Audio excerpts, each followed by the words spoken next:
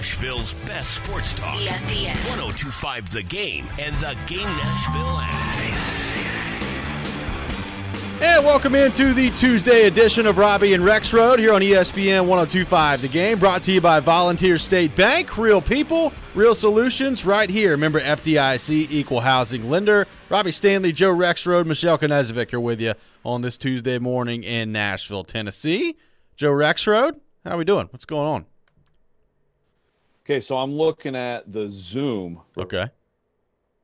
Right? So I'm looking at I'm looking side by side, okay, at the Zoom. And I need to take a picture of this. Then the show, I'm looking at Twitter on the other side, okay? I swear that the side of Twitter, it adds 10 pounds on the camera. I swear. How does that happen? I don't know. I swear to you, I'm going to take a picture of this right now. Okay. Look at the Zoom call, and my head looks a certain way. And then as it gets translated to Twitter, I get puffed out. Like, I'm going to take this picture. I'm going to take a picture and send it to you guys. Please do. It's weird. I would love to see it. Twitter adds 10 pounds. That's right. That's what we've learned. Twitter and the camera. Twitter adds 10 pounds and a bunch of stress. That's what it is. It's just a terrible place. Picture. Michelle Knezovic, how are you? Doing good this morning.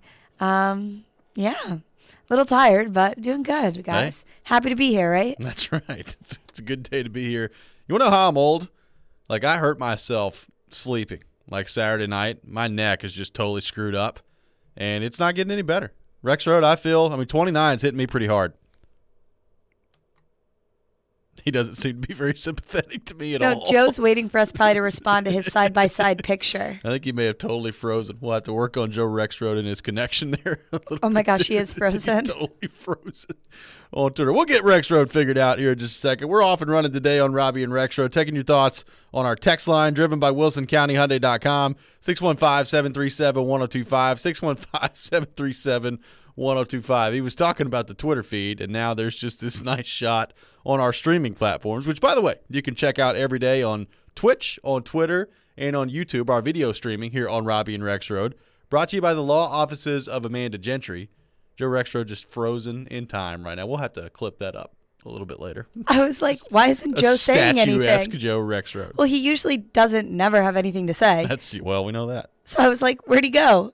We know that for sure. I don't think there's any question about that. Michelle, obviously a tough day yesterday for Titans fans. I was thinking about it as we were kind of going along there.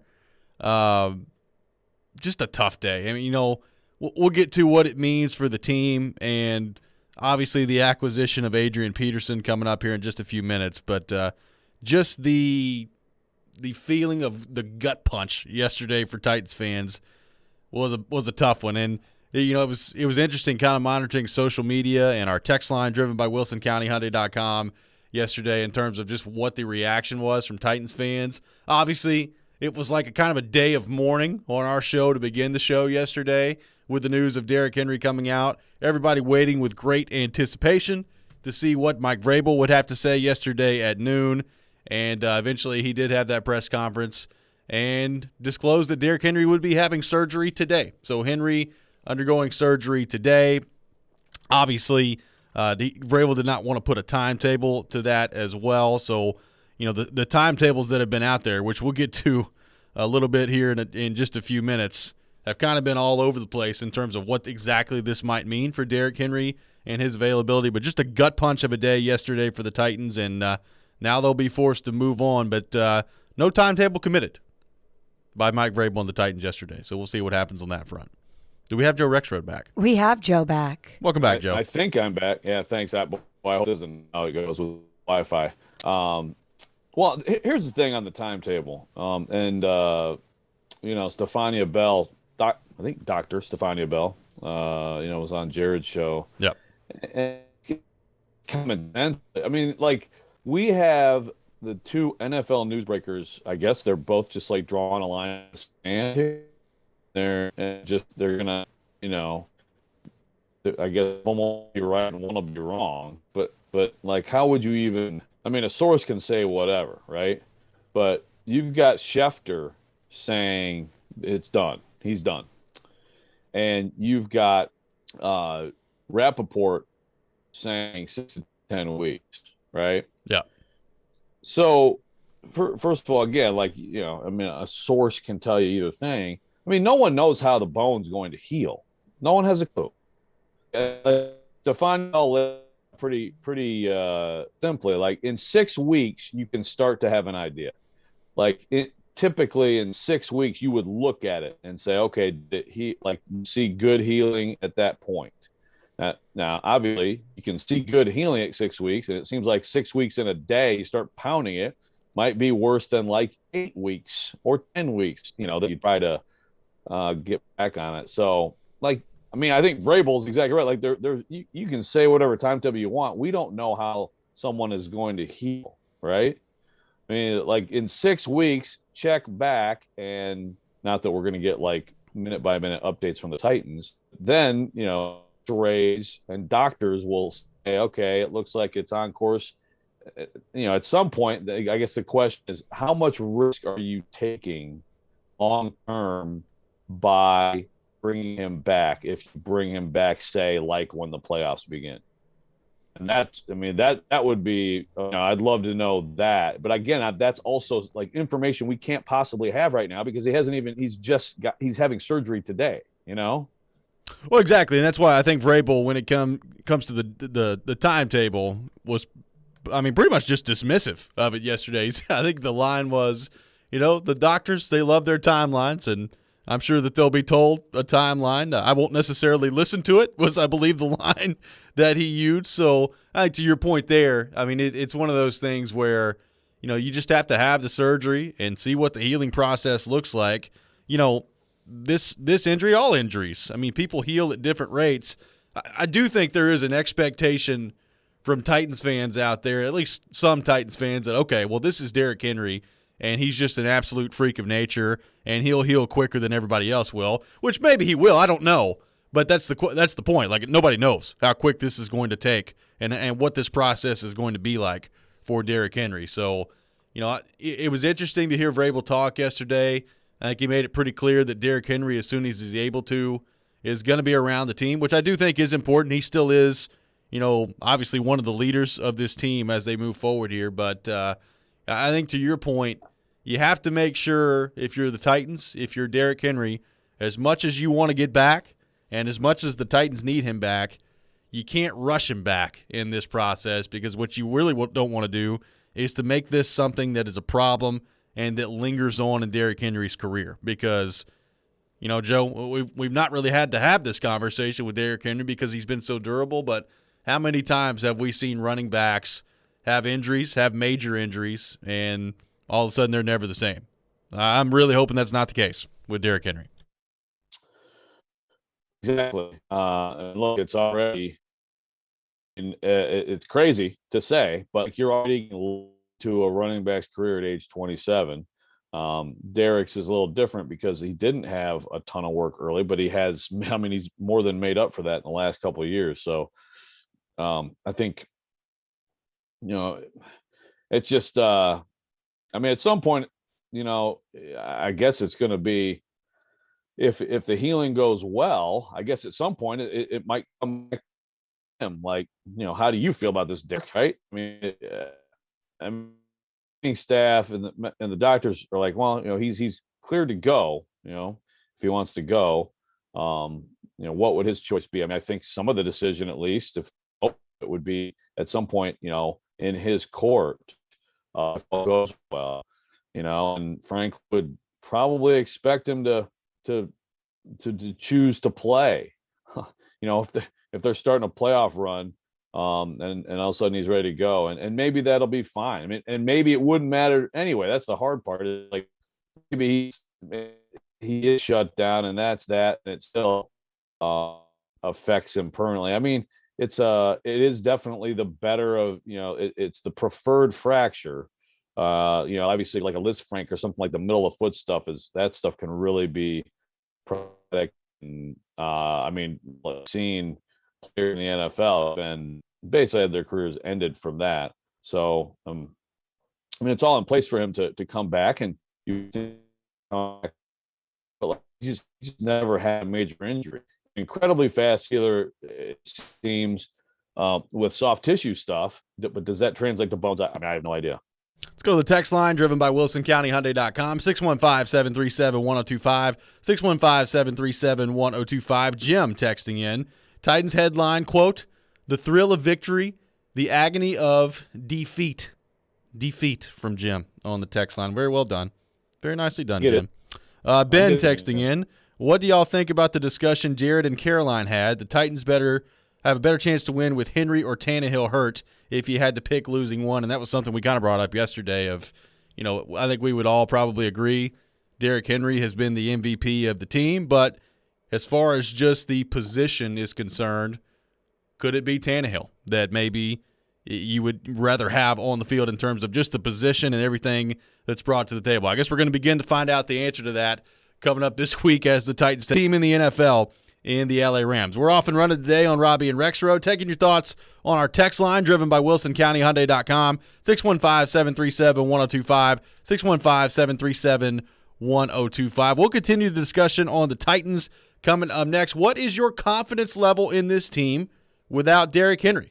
Hit up our text line driven by WilsonCountyHyundai.com, 615-737-1025. That's next. Basketball fans, you can celebrate the NBA's 75th anniversary season on FanDuel Sportsbook. Right now, new customers can place their first bet risk-free, and if you don't win, you'll get up to $1,000 back. If you've been thinking about joining FanDuel, now is the perfect time to give it a shot. They've got the player point totals, the rebounds, the assists, the money line, over-under, point spread. Everything is on the table, and that's why I bet on FanDuel. Check out my beloved Miami Heat this year, off to a hot start. Give me Bam Adebayo on the over on rebounds. Give me Tyler Herro on the over on points as well. But you take it any way you want to take it. Offers like this are why I love betting the NBA with FanDuel Sportsbook. They've got live betting options. They now accept Venmo as well. And when you win, you'll get paid in as little as 2 hours. So just download the FanDuel Sportsbook app, sign up using promo code ROB to get your first bet risk-free up to $1,000 and make every moment more this NBA season. Once again, that promo code is ROB. Must be 21 or older and present in Tennessee.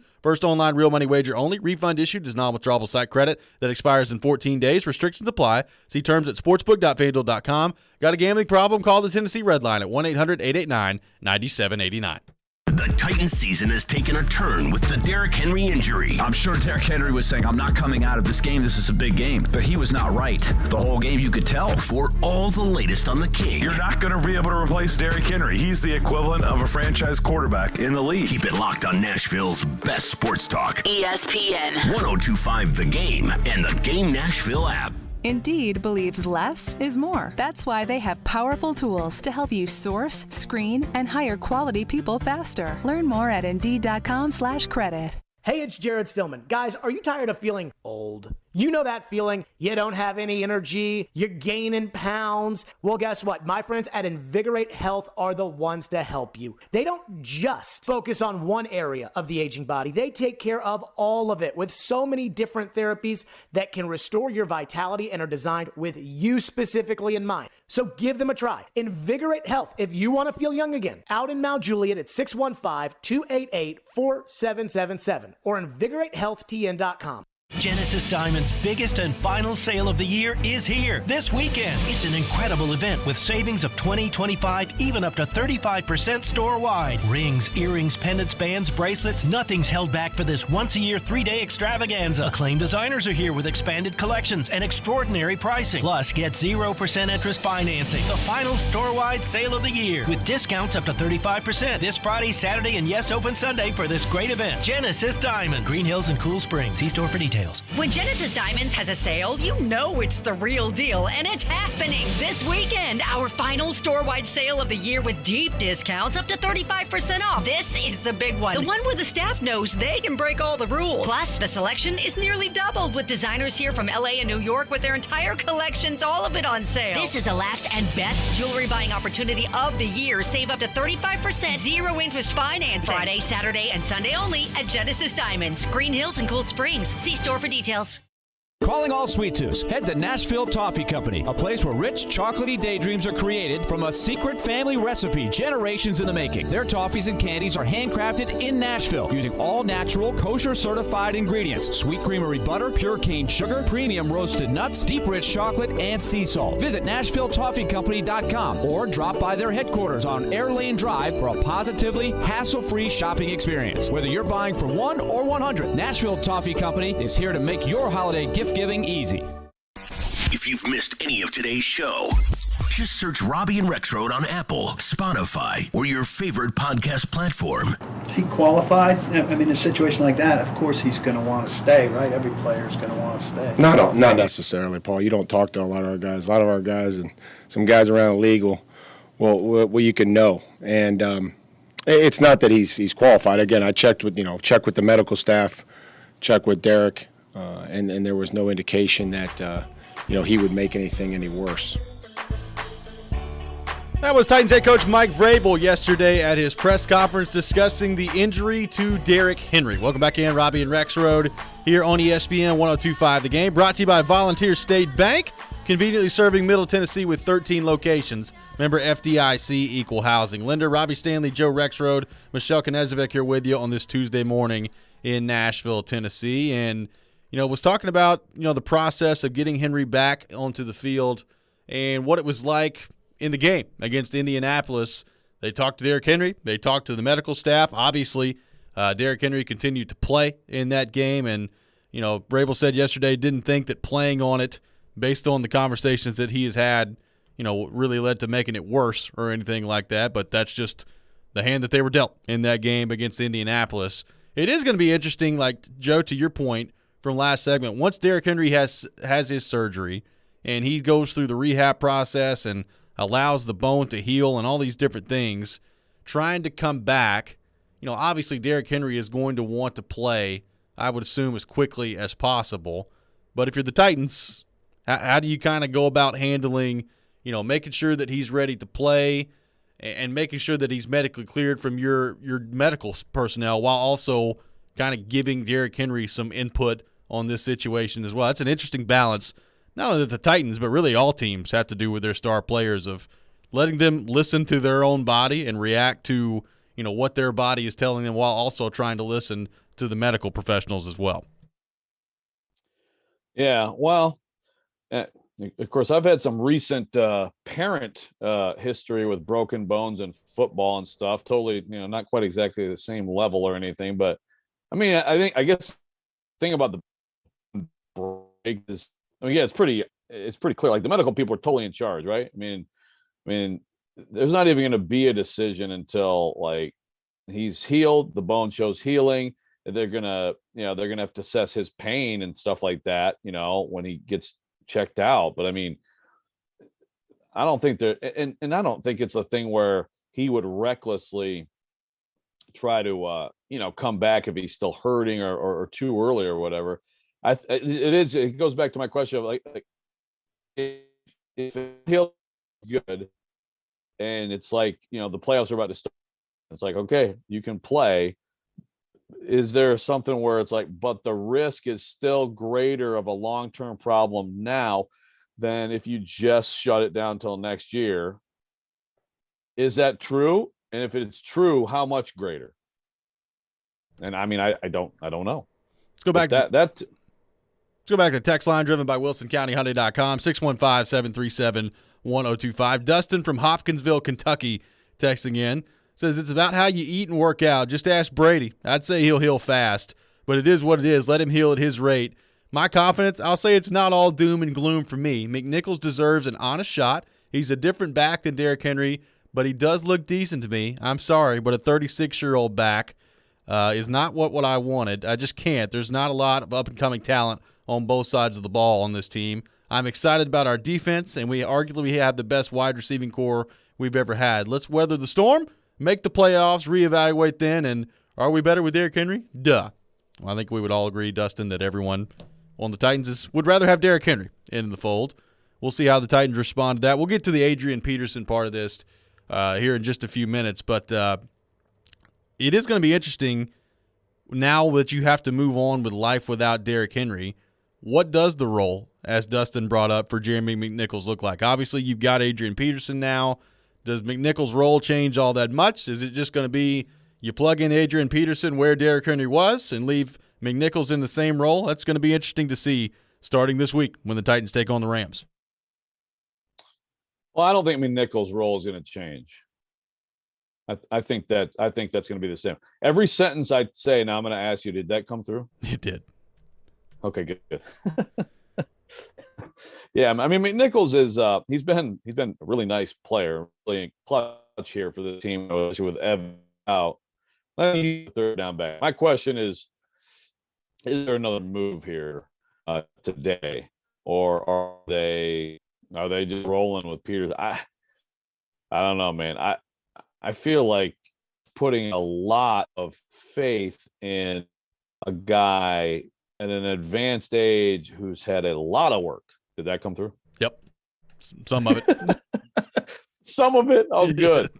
All right. I'll move after this segment. I'm gonna like cozy up to the router. I'm gonna curl up right next to the router and like touch it to my head and see if that works. I just feel like they need. There's got to be another name. Yeah, I mean, there could be. And today is the trade deadline, and, there's been a whole lot of names that have been tossed out there. I mean, Keyshawn and Max and Jay Will on the show before us were talking about, Ronald Jones and whether or not that could be an option for the Titans. But, I thought Max brought up a good point. I mean, the thing that you're dealing with now if you're the Titans is, everybody knows without Derrick Henry that you're in a bad spot, and people don't want to necessarily drain their running back depth. So, I mean, if you're trading with the Bucs, yes, Leonard Fournette has taken over as the starting running back. They also probably like having Ronald Jones available to them at some point. I know they've got Gio Bernard there, and, apparently the salary cap just doesn't exist for the Tampa Bay Buccaneers. I understand all that, but not necessarily in a position of strength trade-wise if you're John Robinson and the Titans. I guess the question is, how much does J-Rob care about that? And to your point, now you've got a 36-year-old running back coming in, and, some of the reaction yesterday acted like the Titans were getting Adrian Peterson from 2011, and that's just not what they're getting. Was he okay last year with the Lions? Yeah, I mean, he was fine, especially when you consider that it was the Lions that he played for last year. I thought he did a pretty good job, but I think if you're expecting, a 36-year-old Adrian Peterson to come in here and give you what Derrick Henry's been giving you the last couple of years, I think you're going to be sadly mistaken. Yeah, I mean, I'm seeing all these highlight videos, touchdown runs from 3-4 years. Great. I mean, it was remarkable in 2018 what he did with Washington. Yeah. And he came in and looked very good in a game that the Titans had to score to win. But I just, all of a sudden, you're just going to go, here's 20-plus carries a game, Adrian Peterson, and you're good? I don't know. I feel like now, look, Mekhi Sargent, he's around. He can be elevated. What about, you mentioned the Bucs. What about like Keyshawn Vaughn? Yeah. Maybe worth a look. I mean is Keyshawn Vaughn a guy, though, that can run between the tackles? Like, is he a guy that you feel comfortable with handing the ball off 20, 25 times a game? I don't know. I don't know about that, but it's just at least another option. So you split it, some between him. I don't know that there's anyone. Well, there's a few people that you probably can't get that you. Also, I don't feel like it has to be the same exact style as Derrick Henry. I mean, I don't think you have to try to replicate him. Right. You have to produce on the ground. So, for example, Melvin Gordon, not at all like Derrick Henry as a running back. I think that'd be pretty good. Different kinds of styles can still work in an outside zone scheme, in any scheme. You just have to be able to produce on the ground one way or the other. Obviously, like a guy like Marlon Mack seems to be perfect because he's so physical, right? But that's not happening. No, that is not going to be happening. If that happens today, we will wash people's cars. We'll throw the car wash bet back out there if Marlon Mack becomes a member of the Titans by the end of the day. Let's go back to the text line, driven by WilsonCountyHyundai.com. I got a lot of your thoughts to get to. 615-737-1025, 615-737-1025. Heidi from Dixon texting in. From here on out, McNichols should lead the team in rushing attempts and yards. Some people need to chill out, thinking we are getting MVP version of Adrian Peterson. Got another texter, Cole in Clarksville, texting in, asking about Benny Snell. What are your thoughts on Benny Snell, Joe Rexrode? Yeah. No, I think he was one of the names I threw in, at the Athletic yesterday for sure, because obviously Najee Harris is the guy there now. I like Snell. I think that's a possibility. You mentioned Ronald Jones, Rashad Penny. I mean, there's Tevin Coleman, which is different. I don't think he's a guy that you want to hand the ball off to a ton. But there's a lot of possibilities. And I agree. Everyone knows the Titans are in a bind. I will say that Adrian Peterson at least makes it a little less desperate. So does that happen? I don't know. Am I Robot Jim right now? You're a Robot Jim. We'll get you figured out on the other side of the break. Take more of your thoughts on our text line, driven by WilsonCountyHyundai.com, 615-737-1025, 615-737-1025. What do you think of the acquisition of Adrian Peterson? What would you like to see the Titans do today on trade deadline day in the NFL? We'll get to more of that coming up next. This is Robby and Rexrode here on ESPN 102.5 The Game. Hi, I'm Jussi Saros, and this is Smashville. Stopped by Saros, hook checked away, and taken now by Mikhail Gronlund. You're listening to the flagship of the Nashville Predators radio network, ESPN 102.5 The Game. It takes 2 vaccines to help protect you this season, the flu and COVID-19. And now you can get both shots at the same visit. Learn more at cdc.gov/vaccines. Sponsored by Sanofi Pasteur. Gary Ashton here. Most people in Nashville know me as the don't sell without the intel and the guaranteed offer guy. But despite my accent, I'm also 100% guaranteed Nashville. I'm a guaranteed musician, a guaranteed dog lover, and you're also guaranteed to see me at every Titans and Preds game. Guaranteed offer means the Gary Ashton team with RE/MAX Advantage will sell your house for top dollar with no cleaning, staging, showings, or open houses, and give you up to 90 days to close. So there's plenty of time to find your next home. Guaranteed Nashville means my team lives here and loves it here. We've served Nashville for over 20 years, and we're passionate about helping the people we call neighbors and friends, which is why we've had a long-standing tradition of donating to the Vanderbilt Children's Hospital. If you're thinking about a guaranteed offer, get the only one that's guaranteed Nashville. Request a no-obligation offer by calling 615-301-1650 or go to GaryAshton.com today. Remember, Gary Ashton, guaranteed Nashville. With Fundbox, you can stop waiting and start doing. If your small business needs funds to grow, the time is now. Fundbox offers fast, easy access to small business funding up to $150,000. So hire that new employee, launch that campaign, buy that piece of equipment. Apply in minutes at fundbox.com, and you could get funding as soon as the next business day. Fundbox. Ready, set, grow. Credit line amounts, rates, and terms are based on creditworthiness and subject to change. Additional documentation may be required. Get the ultimate mouth guard with affordable coverage from Delta Dental of Tennessee. Offering a large network of dentists and a variety of plans, you'll get better coverage than a defensive secondary. Learn more at deltadentaltn.com. Hey, it's Jared from my friends at Edmunds. Thanks to Edmunds for sponsoring the show. Deals on new and used vehicles have been harder to find recently because of car shortages and increased demand. I think you don't want the stress of researching prices and budgeting. If you or your family or friends are in the market, you've got to use my friends at Edmunds. When I use the Edmunds website, it's very easy to find exactly what you're looking for. They have helpful filters so you can search by make, model, color, and you can find dealerships that are close to you and offering home delivery. And these days, you gotta love that. Over 50 years of car shopping advice and price guidance all in one place. Edmunds gives you resources for every part of the process of buying or selling a car. You can get a free online appraisal in under 1 minute with options for a real cash offer from a participating dealership. No personal information required. Car shopping can be stressful, and Edmunds is here to help. Visit Edmunds.com to get your free online appraisal today and start searching for vehicles in your area. That's EDMUNDS.com. For cars, there's Edmunds. A Attention Nashville, 3-Day Blinds is here to solve your window treatment needs. 3-Day Blinds has more than 40 years of experience designing, installing, and manufacturing high-quality custom window treatments. We transform homes with custom blind shade shutters and drapery with expert in-home design consultations. Your 3-Day Blinds design consultant is with you every step of the way, including setting up your installation. Book your free in-home design consultation today at 3dayblinds.com. That's 3dayblinds.com. Tonight, Johansson shoots and scores. Ryan Johansson and the Predators are up 3-0. Ryan Johansson and the Nashville Predators kick off their road trip north of the border against the Calgary Flames. Pre-game at 7, face-off at 8 on ESPN 102.5 The Game and the Game Nashville app.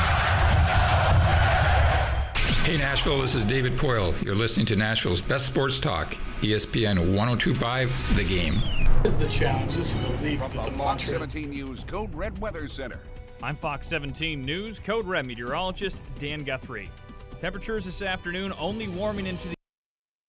What is the challenge? This is a league that the mantra is next man up. Certainly this team has done that over and over, but Derek isn't just a regular man. Is there a greater challenge when there's somebody like him?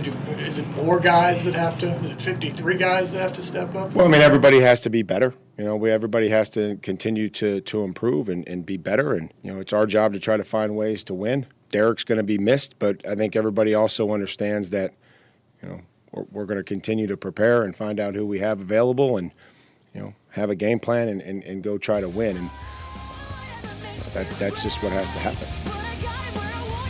That was Titans head coach Mike Vrabel yesterday at his press conference addressing the loss of Derrick Henry out indefinitely for the Titans as they move ahead here. Titans sit at 6-2 right now in first place, not only in the AFC South, but in the AFC as a whole as well. Welcome back in, Robby and Rexrode here on ESPN 102.5 The Game, brought to you by Volunteer State Bank. Visit volstatebank.com to learn more about their free Kasasa checking account, member FDIC, equal housing lender. Robbie Stanley, Joe Rexrode, Michelle Knezovic here with you on this Tuesday morning in Nashville, Tennessee. I believe we have reconnected with the great Joe Rexrode this morning. I don't know, man.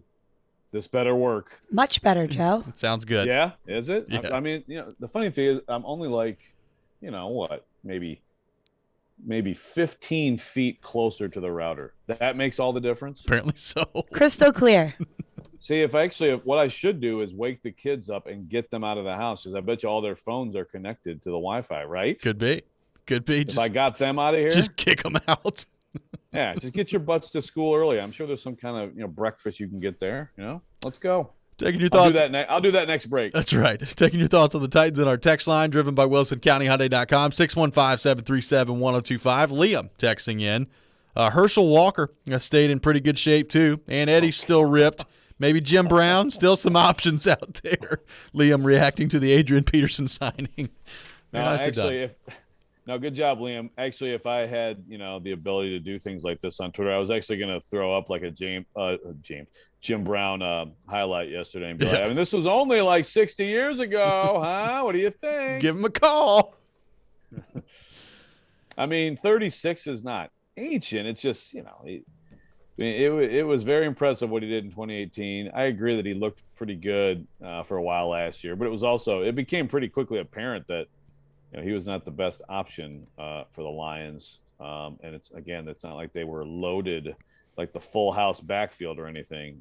So I think, people should keep the expectations limited. Now you do have the hope. You've got, obviously, one is that he's just stayed in great shape. Yeah. And he really hasn't had much opportunity to play for contenders in his career, So that should be energizing for him. I'm not saying that he can't help them. I just can't buy that that's the full answer in terms of replacing Derrick Henry. No, it feels like the route to go if you're the Titans to replace Derrick Henry is kind of doing it by committee.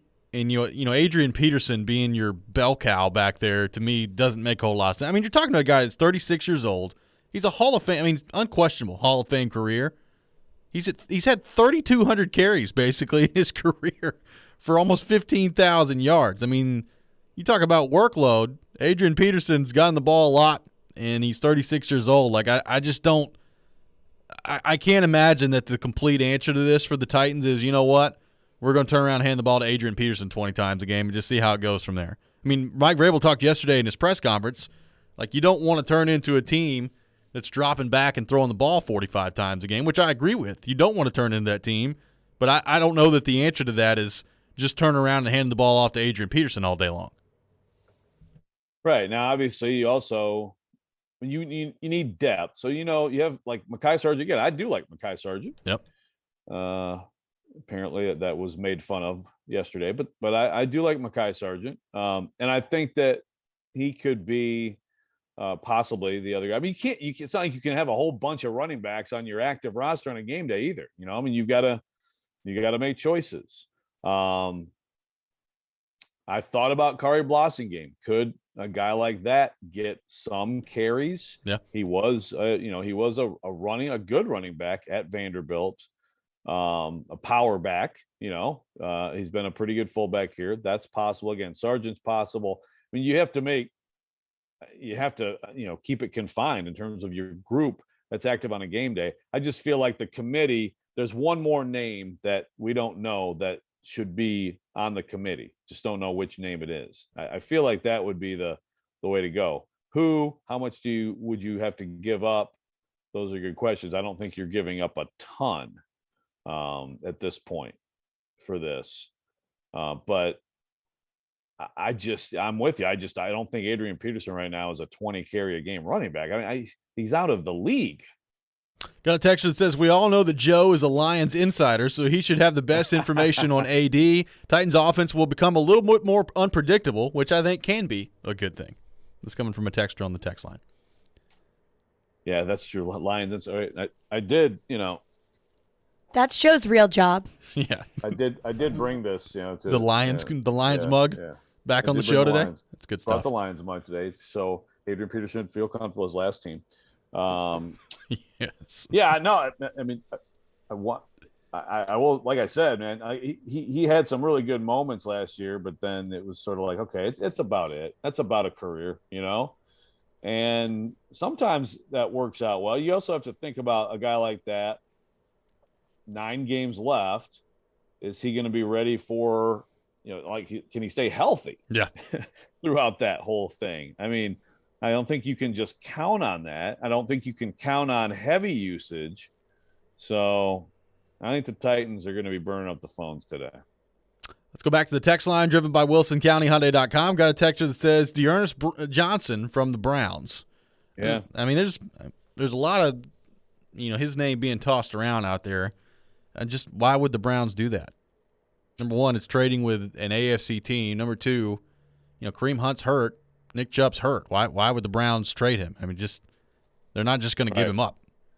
Exactly. Like if those guys were healthy, then maybe, you listen, right? But the only reason everybody knows how good the kid is because those guys aren't healthy. So, yeah, I mean, it's valuable to have a third back that you feel good about. And like you said, I mean, I also think that it's more likely you're going to get something done with an NFC team, especially if we're talking about an AFC team that's actually in the playoff hunt, which I still consider the Browns. Man, another ugly loss for them to the Steelers. Pretty amazing stuff, but I still think that the Browns have a very good chance to, once they get healthy, to get in there. So, yeah, I like the idea. I like the player, but I just don't see that happening at all. Slick texting in. It would be really neat if we had drafted a running back in, say, like the 3rd round a couple years ago that could stay on the field for more than 3 plays in a season without dying. This is coming from Slick on the text line. Would be nice to have Darrington Evans available right now. Yeah, pretty amazing that happens, sort of a couple days before this happens. Pretty amazing overall stretch for this team, just the bad luck. And back to Henry, by the way, I think all the good questions yesterday. Unfortunately, I couldn't be at the presser, but I think there were good questions about like what happened, who talked to who, could it have gotten worse? I mean, I'm guessing based on the way he was reacting on the sideline. I mean, I think that basically he played on a broken bone all day, right? Yeah. I mean, I think it's more likely than he sort of hurt himself and then made it a broken bone. I mean, I think he ran on a broken bone all day, which, first of all, if you look at it from that perspective, that actually might be the greatest performance he'll ever have, because he certainly wasn't himself, but he was still pretty good. Yeah, it's pretty incredible. So I guess if it was broken and you played on it, could you have made it worse? I mean, a fracture's a fracture, I assume. But that's just pretty remarkable. It's also like when you see sometimes because there's no play in that game where it's like, oh, I've seen something, like Kaharski put out a play that he may be right, but like it wasn't much. There's no play in that game where there's some obvious like, oh, that's got to be it. And it makes you realize like how easily that can happen too. Especially, again, you're carrying around 250 pounds and you are pounding and cutting and changing direction and going 22 miles an hour, on those feet. It makes you realize like, man, how hard is it to keep that stuff from happening all the time? I got a texter that says, if Derek comes back at the end of the season or beginning of the playoffs, what do you think the Titans will do with Adrian Peterson? Maybe two-back set? Just run two-back sets? There you go. Get sure thing Hall of Famer and, developing Hall of Famer together. I don't know. I mean, it's not bad. I mean, Darrington Evans on IR, so they actually needed to get another back anyway. Yeah. So, I mean, Mekhi Sargent again is there and could be part of an answer. It's possible. I wouldn't rule him out, but yeah, I mean, I don't know. Peterson could still potentially be around. You could look, if you want to be real optimistic, Derrick Henry, he'll be all fresh otherwise. Yeah. And could be in better shape for the playoffs if it were to go best case scenario in terms of just the rest of his body, by far than he would have been otherwise. Tyler from Berry Hill texting in, the player I would want would be A.J. Dillon from Robbie's Packers. Not going to happen, but that would be the ideal replacement. In absence of that, do they give Todd Gurley a call? Yeah, A.J. Dillon's not getting traded. Yeah, no. You giving Todd Gurley a call? I mean, okay. Just go full old man backfield. Give me some Todd Gurley and some AP back there.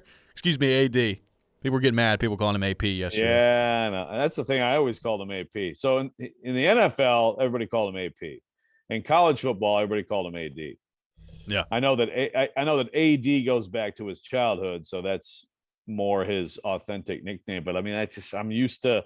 The dude was in the NFL for a long time. Everybody called him AP. I mean, I put this out there on Twitter yesterday, and it was a joke that I guess some people couldn't recognize it was a joke. But when you look at the all-time skill position for the Titans right now, my goodness, do they have some names. I mean, Randy Moss, Julio Jones, Adrian Peterson, Derrick Henry. Man, my goodness, just go down the list. It's unbelievable. Yeah, didn't you put Mettenberger in there? Sure did, man. The Met Show. Cannot leave out the Met Show. That's correct.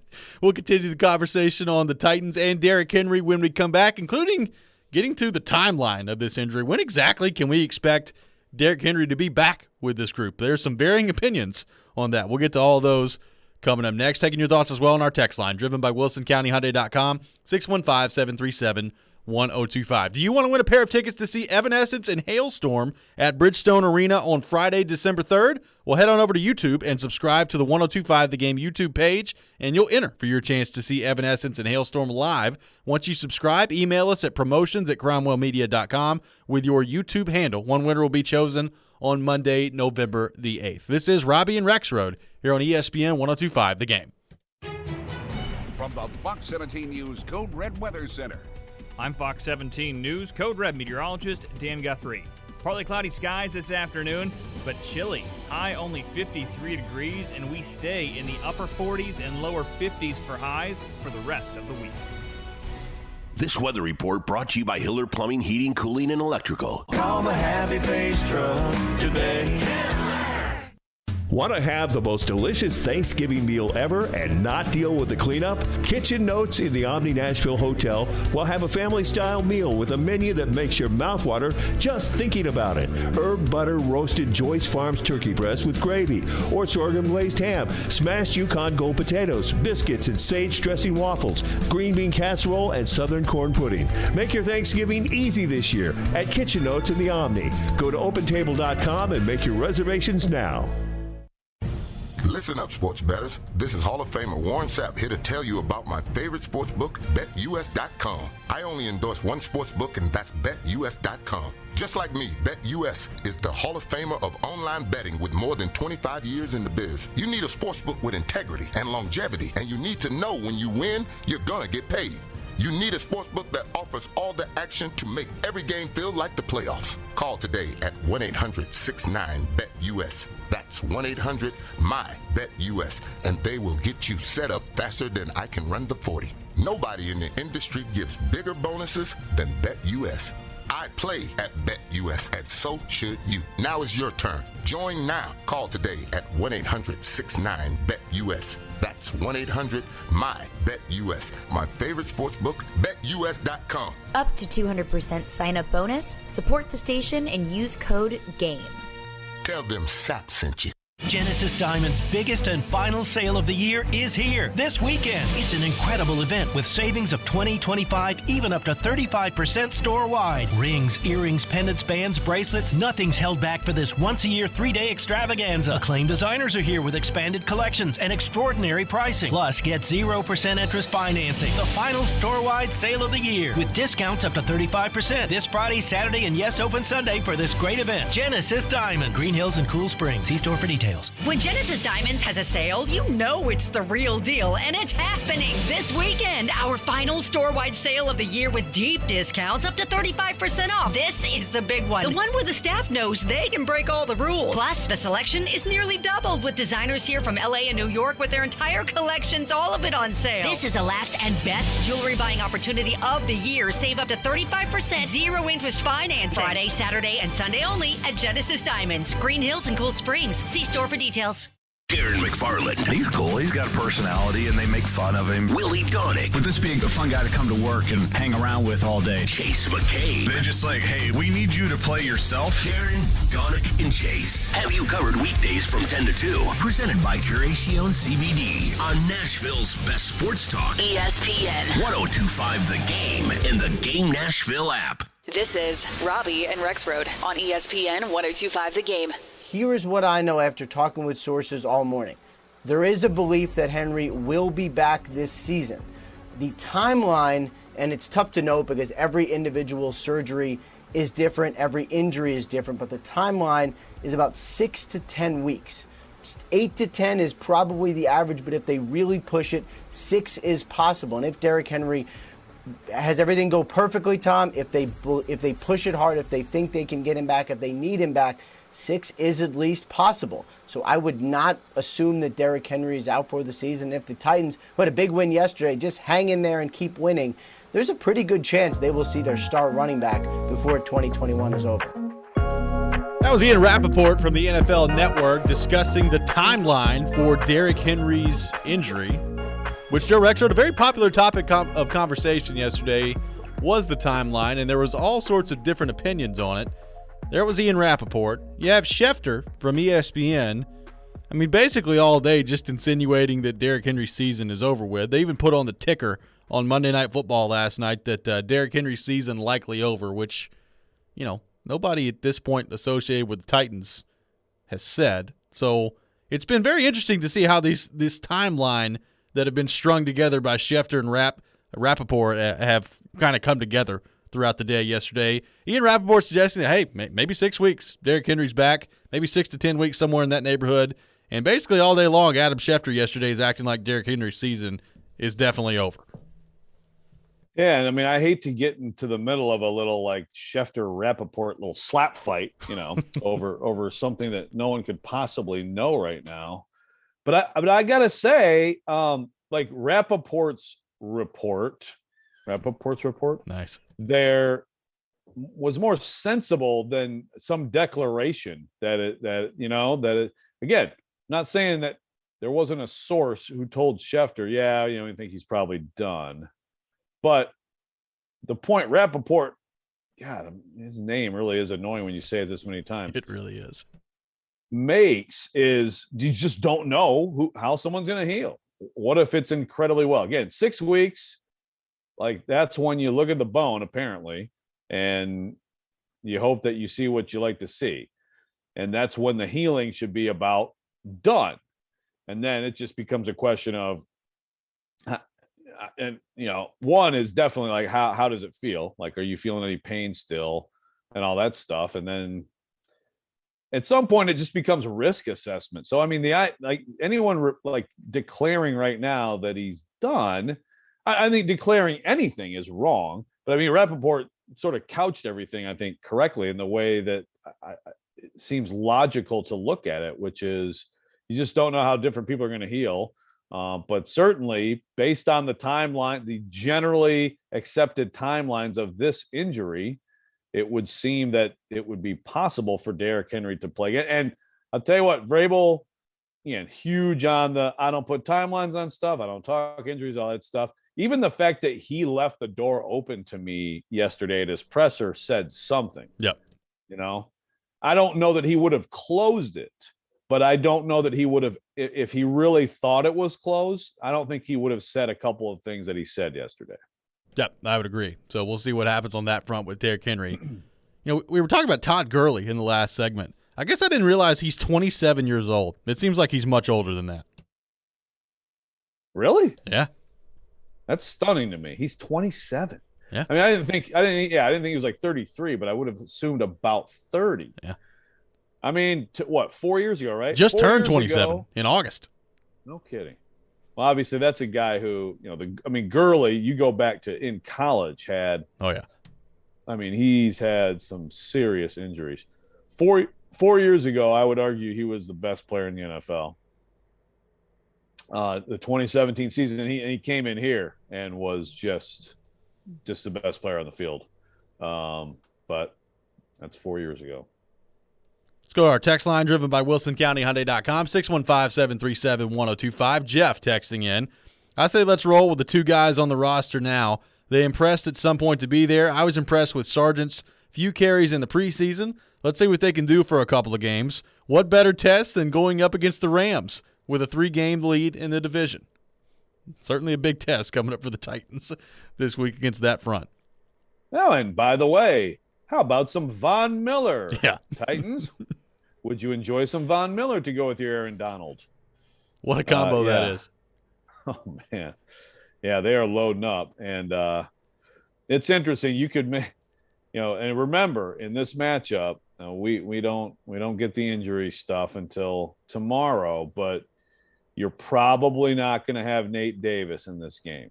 If someone goes into the concussion protocol, typically you can just count that person out the next week. So you're talking Dylan Radins.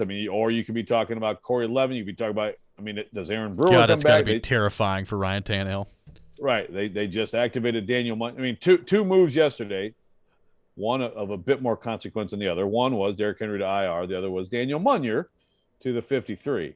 But regardless, you're going to have a hole there at right guard where you're going to have to help that person. And now you've got Von Miller coming off the edge to go with Aaron Donald coming inside. And you don't want to get more people hurt. So this is going to be very interesting. I would say for this game, but especially just moving forward. And this is the toughest game on the schedule by far. Yeah. This is there's not another game on the schedule. I think the games at the Steelers and at the Patriots now look a lot tougher, right, than they did. I would say I would not be surprised if all the Titans are not favored in those games, maybe slight underdogs, but in whether it's this game or just soon after, to me, the biggest key offensively for all this to work and be okay is Julio Jones being Julio Jones. Yep. Because A.J. Brown becomes the guy now who is the focal point for defensive coordinators, and that will work for them. All due respect to all the other guys, including Nick Westbrook-Akina, not good players who can make plays and support players, but you need someone else who actually is going to command resources from a defense. And if you have number 2 and number 11 going as well as they can go, well, now I think whoever gets the ball in the backfield has a much easier time than Derrick Henry has had. After writing that Nick Westbrook-Akina could be the number 2 wide receiver for the Titans, are you willing to say that maybe could be the number 2 running back for the Titans as they move forward here now? Did you just say that? Yes, I did. I thought I wrote that he was going to be the number 1 receiver. Oh, okay. Yeah, big mistake, Robbie. Come on. Sorry. Try to get things right here. So, AJ, step aside, my friend. NWI is here. That's right. WIN. NWI, WIN. Well, look, NWI, Marcus Johnson. I still keep waiting for Marcus Johnson to have a breakout game. Yep. I'm also on the receiver front, by the way, on a different angle of that. I mean, if you're a team out there, yes, the Titans are in a bind. But if you're a team out there who is light at receiver, Josh Reynolds has done some things in this league. The Titans don't seem to have much use for him. If you're a team that has a real void at inside linebacker, the Titans may be able to offer a Rashaan Evans to you. So, I mean, they do have some veterans, although you want to keep depth as much as you can at all those spots. They do have some veterans that they could potentially offer in a trade today. Right now, the Rams a 7.5-point favorite against the Titans on the FanDuel Sportsbook. 7.5 points. So no Derrick Henry in the lineup. Obviously, 7.5-point favorites for the Rams. By the way, the Chiefs right now 1-point favorite over the Packers. So take that advice for what you might take on FanDuel Sportsbook over the weekend as well. Let's go back to the text line driven by WilsonCountyHyundai.com, 615-737-1025. JC in Goodlettsville texting in. Blasingame is an option when healthy. Ran the ball in the SEC, but believe he also had a stint as the lead back for the Vikings. This coming from JC in Goodlettsville. Was he ever the lead back? I mean, in a preseason 4th game? When was that? I don't know if he was lead back. There. I don't think he's a lead back. I mean, I know Cook gets hurt quite a bit, but regardless, no, Blasingame, look, he was a pretty good running back at Vanderbilt. And of course, I mentioned Keyshawn Vaughn earlier. Obviously those guys were together for a little bit of time, and there's a difference. I mean, Keyshawn Vaughn is a home run hitter, but to your point, is Keyshawn Vaughn physical enough? I think maybe that's what's limited him. I actually thought he would have a more significant impact in the NFL. I'm not ruling that out at some point. Someone like that, kind of like a hidden gem who just isn't being used by a team, to me would be then you're not talking big cost either, if you're the Titans. But I just think there's got to be someone else. Ron texting in, teams will still stack the box for Adrian Peterson because they have to respect him until proven otherwise. With this offensive line and what they did for Henry, Peterson should get some of the same results. Maybe not like Henry, but enough for the respect of the run. So what do you think of that? I don't necessarily buy that teams are all of a sudden just going to be loading up 8 and 9 in the box every play for Adrian Peterson like they were Derrick Henry. I think there's a human who has been largely devoted to stopping the run, and I guess it'd probably be a safety, who now just slides over to number 11. Yep. I mean, like to totally simplify things, you have different coverages, different looks, different situations. To totally simplify things, I think that the human who has been looking at 22 now starts looking at number 11 most of the game. ESPN 94.9 is the official English radio home of the Nashville Soccer Club. Listen in this Sunday as Nashville SC takes on the New York Red Bulls at Nissan Stadium. Pregame starts at 2:15 and the match begins at 2:30. We'll continue the discussion on the Titans coming up next, including asking this question to you on our text line driven by WilsonCountyHyundai.com. How convinced are you that this division is still a wrap for the Titans, even without Derrick Henry? We'll get to that coming up next. This is Robby and Rexrode here on ESPN 102.5 The Game. Your speaker at home is so smart that even Alexa knows where to find Nashville's best sports talk. 102.5 The Game is Nashville's best sports talk. Ask Alexa to enable 102.5 The Game. Once enabled, ask Alexa to play 102.5 The Game. Welcome to 102.5 The Game. We are Nashville's best sports talk, ESPN 102.5 The Game. ElectronicExpress.com. We make it happen. Are you having Thanksgiving at your house but have no furniture and have no clue where to go? Well, Social Furniture is here to help you get your home ready for hosting your family's Thanksgiving dinner with their great dining room sets. Social Furniture is locally owned and save up to 70% on all furniture that will have your family begging to stay. They have sofas, sectionals with chase lounge, and recliners that are all push-button, electric, and wall away. They have all colors to choose from, and for your comfort, all of them are plus leather, microfiber, and Chanel's. Let Social Furniture help you celebrate your Thanksgiving with hundreds of furniture to choose from and save up to 70%. There's no waiting, and take home your new holiday furniture today or with their same-day fine furniture delivery. That's right, Social Furniture has same-day delivery with no down payments and no interest. Visit Social Furniture in West Nashville at 5412 Charlotte Avenue. Forget the big box store. Support local. Support social. On the web at mysocialfurniture.com. No one outfits golfers better than Edwin Watts Golf Shops. We've been fitting golfers since 1968. Utilizing cutting-edge fitting technology, we'll analyze your swing and our Foresight launch monitors and fit you with the perfect club, pair of shoes, the latest golf apparel, golf balls, bags, and more. So come by today for your complete custom fitting. Edwin Watts Golf Shops, home of the 90-day 100% satisfaction guarantee. It's football season, and Spring Hill Heating and Cooling is here to serve you. If your AC or heater is old and inefficient, you can replace it with up to 60 months no monthly interest financing for qualified buyers. That's right, 60 months no monthly interest financing for qualified buyers. One of the many ways you can save at Spring Hill Heating and Cooling. They offer 6 months no interest financing available on repairs. Spring Hill Heating and Cooling, offering premium service without the premium price. Visit springhillac.com or call them at 615-778-8855.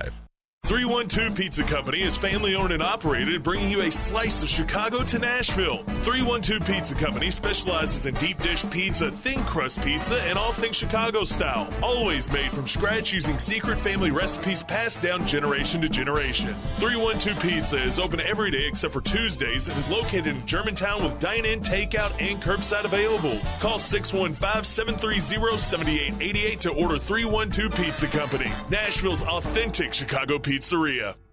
Do you have a VA or FHA home loan? You gotta listen to this important update from Loan Pronto. You can refi now and snag a new rate in the low twos. Lower your house payment big time. Hey, it's Willie Donick, and wait, it gets even better. With Loan Pronto, you can do this with no appraisal, no income documentation, and no cash due at signing. Who else does this? VA and FHA mortgage rates have come down a lot. You need to act now. Loan Pronto specializes in VA and FHA streamlined loan. They can even cover all your closing costs, and you will love their all-digital, no-hassle process. Call Loan Pronto now or go to loanpronto.com. They also have options where VA homeowners can refinance and get cash out of your home's equity, up to 100% of its value, pay off credit cards, or do that home improvement project. Call Loan Pronto, 615-499-5780 or loanpronto.com. VA and FHA loans made simple, 615-499-5780. Equal housing lender. NMLS 1661781. Subject to lender approval. Not all loans eligible for zero-cost refi. Nashville's best sports talk, locally owned, home of our Nashville Predators. WPRT-FM Pegram, 97.5 Murfreesboro, WBUZ HD2 Laverne, online at thegamenashville.com. We are ESPN 102.5 The Game. Live. It's Robby and Rexrode with Robbie Stanley and Joe Rexrode on Nashville's best sports talk. ESPN 102.5 The Game and the Game Nashville app. Welcome back in. Hour number 2 of Robby and Rexrode here on ESPN 102.5 The Game. Brought to you by Volunteer State Bank. Real people, real solutions right here. Member FDIC, equal housing lender. Robbie Stanley, Joe Rexrode, Michelle Knezovic here with you on this Tuesday morning in Nashville, Tennessee. Taking your thoughts on the Titans on our text line, driven by WilsonCountyHyundai.com, 615-737-1025. And Joe, it is kind of amazing to think about this time literally 24 hours ago. We were asking the question, is the division over? Have the Titans won the divisional race in the AFC South after a huge win against the Colts on Sunday, which has since kind of been tossed in the rearview mirror given the Derrick Henry news that came out yesterday. But again, here the Titans sit 6-2, first place in the AFC South, first place right now in the AFC as a whole. Indy's at 3-5, and I don't even know if we need to bring up Houston and Jacksonville in this conversation. My question to you, Joe Rexrode, is this. Even with Derrick Henry being out for who knows how long, we'll just say indefinitely at this point, do you still believe that the Titans have this division wrapped up? Yes or no? Oh, we got our first mute with Rexrode for the day. At least it wasn't Robo. That's true. Robo Rex. That is true. Well, I would say pretty much. My answer would be pretty much. Yeah, it's not a total wrap now because certainly, you open the door on some games that maybe you handle easily that now could be more difficult, and some games that might have been maybe in your favor now are slightly in your favor, maybe slightly in the opponent's favor. And I do look at the Patriots and Steelers on the road, two teams that are going to be fighting for playoff spots. Yep. I look at those games I looked at those games differently now. But I mean, let's look at the math here. I mean, the Colts are 3-5. So to me, I'm counting 3 wins for the Titans. Okay. I'm going to count 3 wins. Okay. And I could be wrong, but I'm going to count those 2 Texans games, and I'm going to count the Jags at home. And I think the Titans, even with this limitation, with their defense, the way it's coming on a bit, not enough, but quite a bit, a decent amount. You know what I'm saying? And with it, Ryan Tannehill and A.J. Brown and presumably Julio Jones. I think they're going to win those 3 games. So I'm going to put them at 9. Okay. Okay. So that puts them at 9-8. That puts them at 9-8. If they, by the way, now the Saints have lost Jameis Winston to an ACL. Yep. The Dolphins are awful, and they're also coming here. And then you have, as I mentioned, obviously we know the Rams game. You have of course, the Steelers and Patriots, pretty tough games on the road. And who knows about the Niners? And who knows about the Niners? But you know what? Forget all those games. Let's say those are all losses, other than the 2 patsies in the AFC South. Let's say those are all losses, which I think is not likely. But for this argument, let's say they are. Okay? Take those 3 wins, you're 9-8. The Colts then have to be 10-7. Yep. To beat you out. If they're 9-8, you win. The Colts have to be 10-7, which means the Colts have to go 7-2. Okay. Even if you do what I would consider the minimum of what you're likely to do, the Colts have to go 7-2. They still play at Buffalo. They play the Tampa Bay Buccaneers. They play at Arizona. They play the Patriots at home. They play the Raiders at home. It's not likely. It's not like, I mean, I think that they're like, even if they really turn it on, like they beat the Patriots and Raiders at home, they do have a nice Texans and Jaguars couple of games on their own schedule here. Actually, they have the Jaguars twice. They have the Jets next. They do have a chance here, next 2 games, to sort of, I guess, get right. Although Mike White just threw for 400 for the freaking Jets, man. So Western Kentucky legend Mike White. But, they have a chance to get right, get it to 5-5 at home against the Jets and Jags before they go to Buffalo. I don't see them being better than 9-8. It's hard for me to see them doing it. So to me, it would take a pretty remarkable sequence of events for the Titans to not win the AFC South. I think what this does is you forget about the 1 seed. I think there's going to be a couple more losses than you would have had, or a couple more losses that are likely now. Just like right now, the Titans are 6-2, and if they hadn't had Derrick Henry, I don't think they win the Seattle game because he changed that game with that run. I don't think they win the Buffalo game because he changed that game. With 2 home runs, those 2 games, I'd take those out. I don't think the Titans end up winning those games. And maybe they're even worse than 4-4 without him. But they still, because they're 6-2, because they found a way Sunday, it would look a lot different had they just lost Sunday. Oh, yeah. It would look a lot different. But because they persevered and won that game now, I still think they're in pretty strong position. I would put it this way. I still feel pretty comfortable about the Titans winning the division. As you said, I mean, the schedule, it just plays out to where the Titans should win at least 3-4 more games.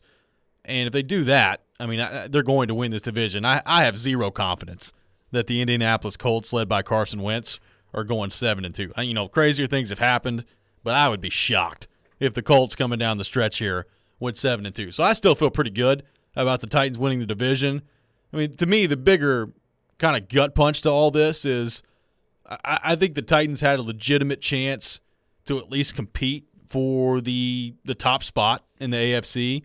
And look, that may not sound like the world's biggest deal. I know Tampa Bay just marched through the playoffs last year doing it all on the road until they got to the Super Bowl, which was at home. But, it is a big deal to get that first-round bye when only one team in each conference gets it. And I think the Titans were in legitimate, contention for that. I mean, I watched some of the Bills game on Sunday, too, against the Dolphins. It didn't look very good. I mean, the AFC is wide open this year, and I think the Titans had just as good of a shot as anybody else to end up with that number 1 seed. And without Derrick Henry, I just don't know that that's going to be doable for this team. Maybe it is. Maybe we're wrong, and they can come out and continue to win games, but I just don't know that the number 1 spot in the AFC right now is doable without number 22. Yeah, I wouldn't think so, because I agree, like, the Bills aren't playing their best right now, but the Bills' schedule is just as like the Colts' schedule. You look at it, you're like, how could this be this tough still for these guys? I mean, They just got a raw deal. Just the 17th game for them just happens to be the Bucs. They got a raw deal.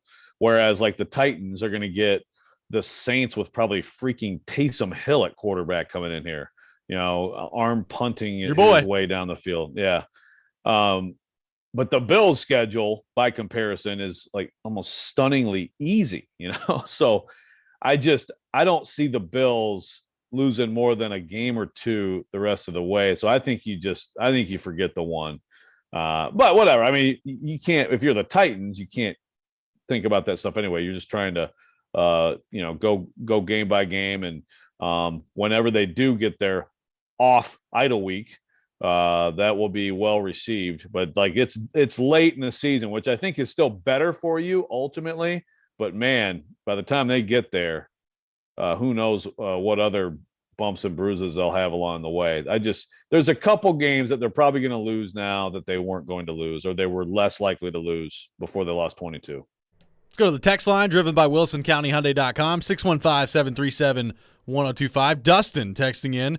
The division's a wrap because Sunshine is still a rookie, I assume referring to Trevor Lawrence on that, and because I couldn't tell you who plays quarterback for Houston, but I know that it's not Deshaun Watson.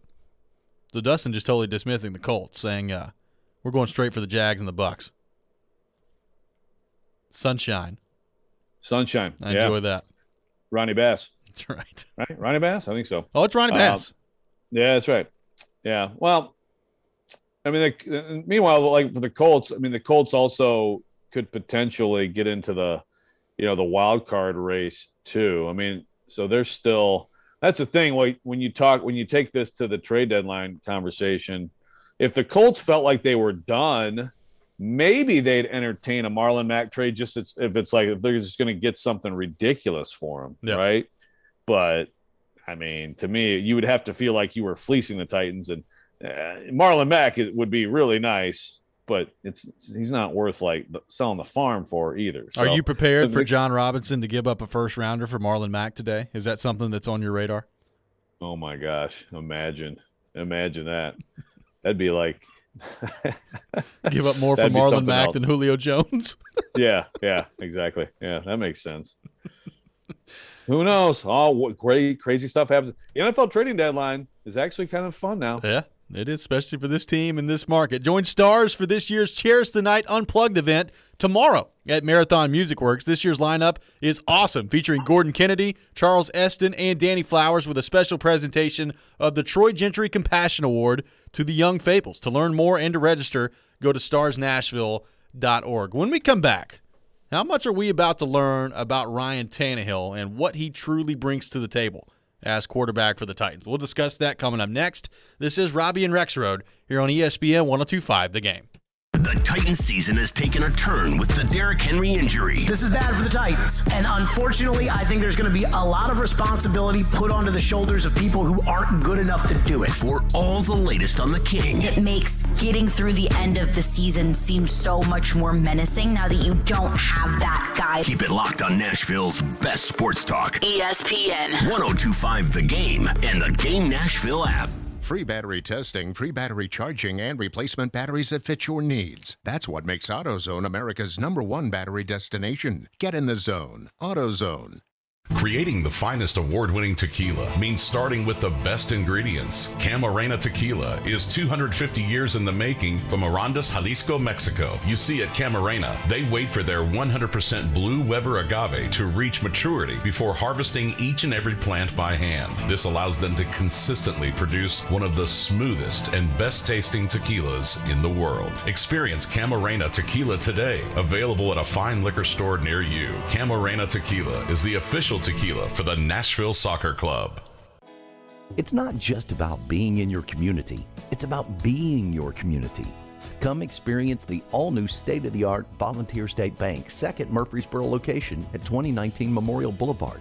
Volunteer State Bank offers personalized services like banking for professionals, free Kasasa checking, the convenience of mobile banking, and the money you need when you need it. Visit one of our 13 locations or online at ballstatebank.com. Real people, real solutions, right here. Member FDIC, Equal Housing Lender. Hey, it's Jared for TriStar Moving. If you're looking to move, you need to give my friends at TriStar Moving a call. At TriStar Moving, you'll get 5-star service throughout the entire process. Everything will be taken care of, from covering your floors, banisters, railings, front door thresholds, furniture, TVs, and more. They took great care of my move and made it as stress-free as possible. If you're looking to move, give TriStar Moving a call, 615-640-1219, or visit them at nashvillemoving.org/radio and get 5% off your entire move. TriStar Moving, my official movers.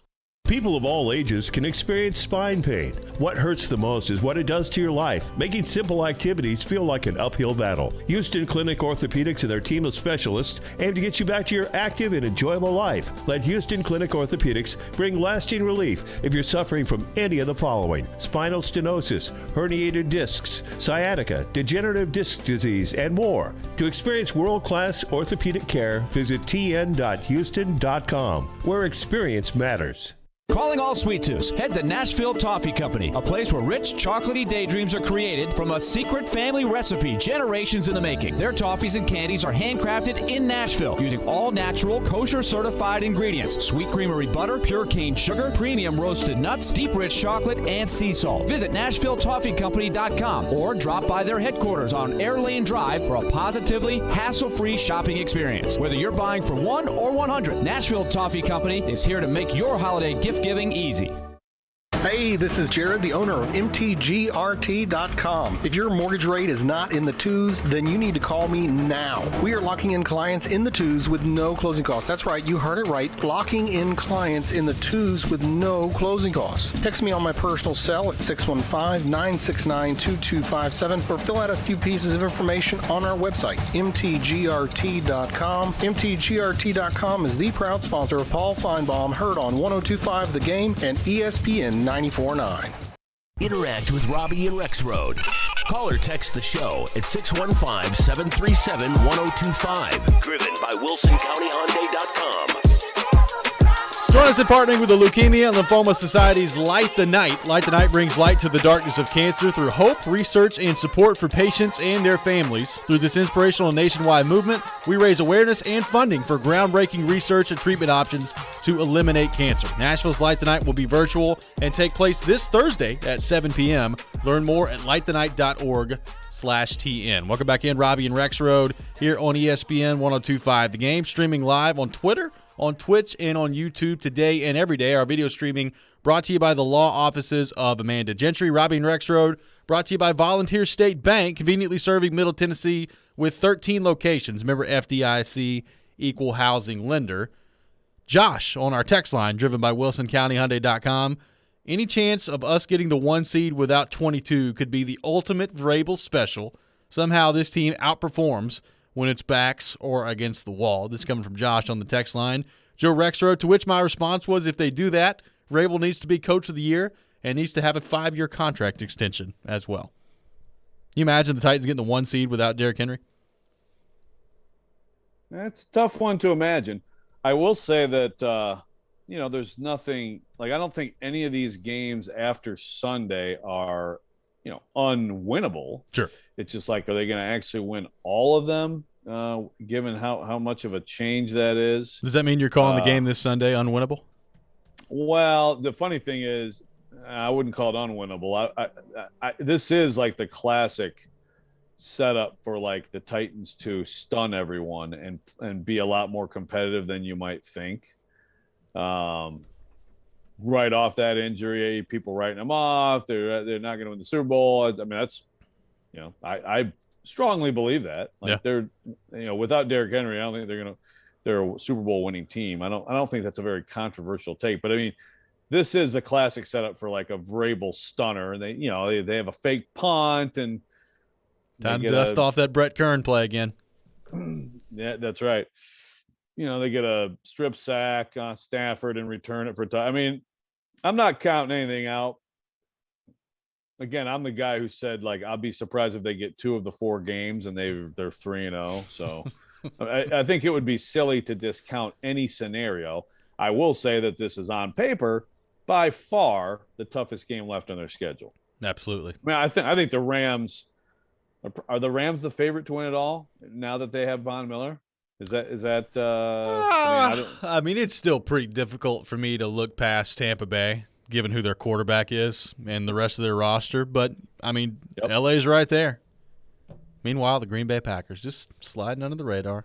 I'm cool with it. That's line in the weeds. Nice plug, Rob. I'm cool with it. Sam texting in, might as well use a first-round pick in a trade the way they've drafted lately. Just a thought, if needed. Sam saying, you know what? Let's just forget the first-round picks. Use them today at the trade deadline. Fire your GM while you're at it. I mean, they are 6-2. Now get it. The drafting not going well lately for the Titans. And to that point, I mean, it would sure be nice to have some of these draft picks available right now to help you when Derrick Henry goes down. So by no means do I want to absolve John Robinson of that, because we've talked about that a lot here on the show. I will say, you still do have to give the general manager some credit for the team at 6-2 and in first place in the AFC. Yeah, the record of the team is ultimately, those are the numbers that tell you what kind of job you've done.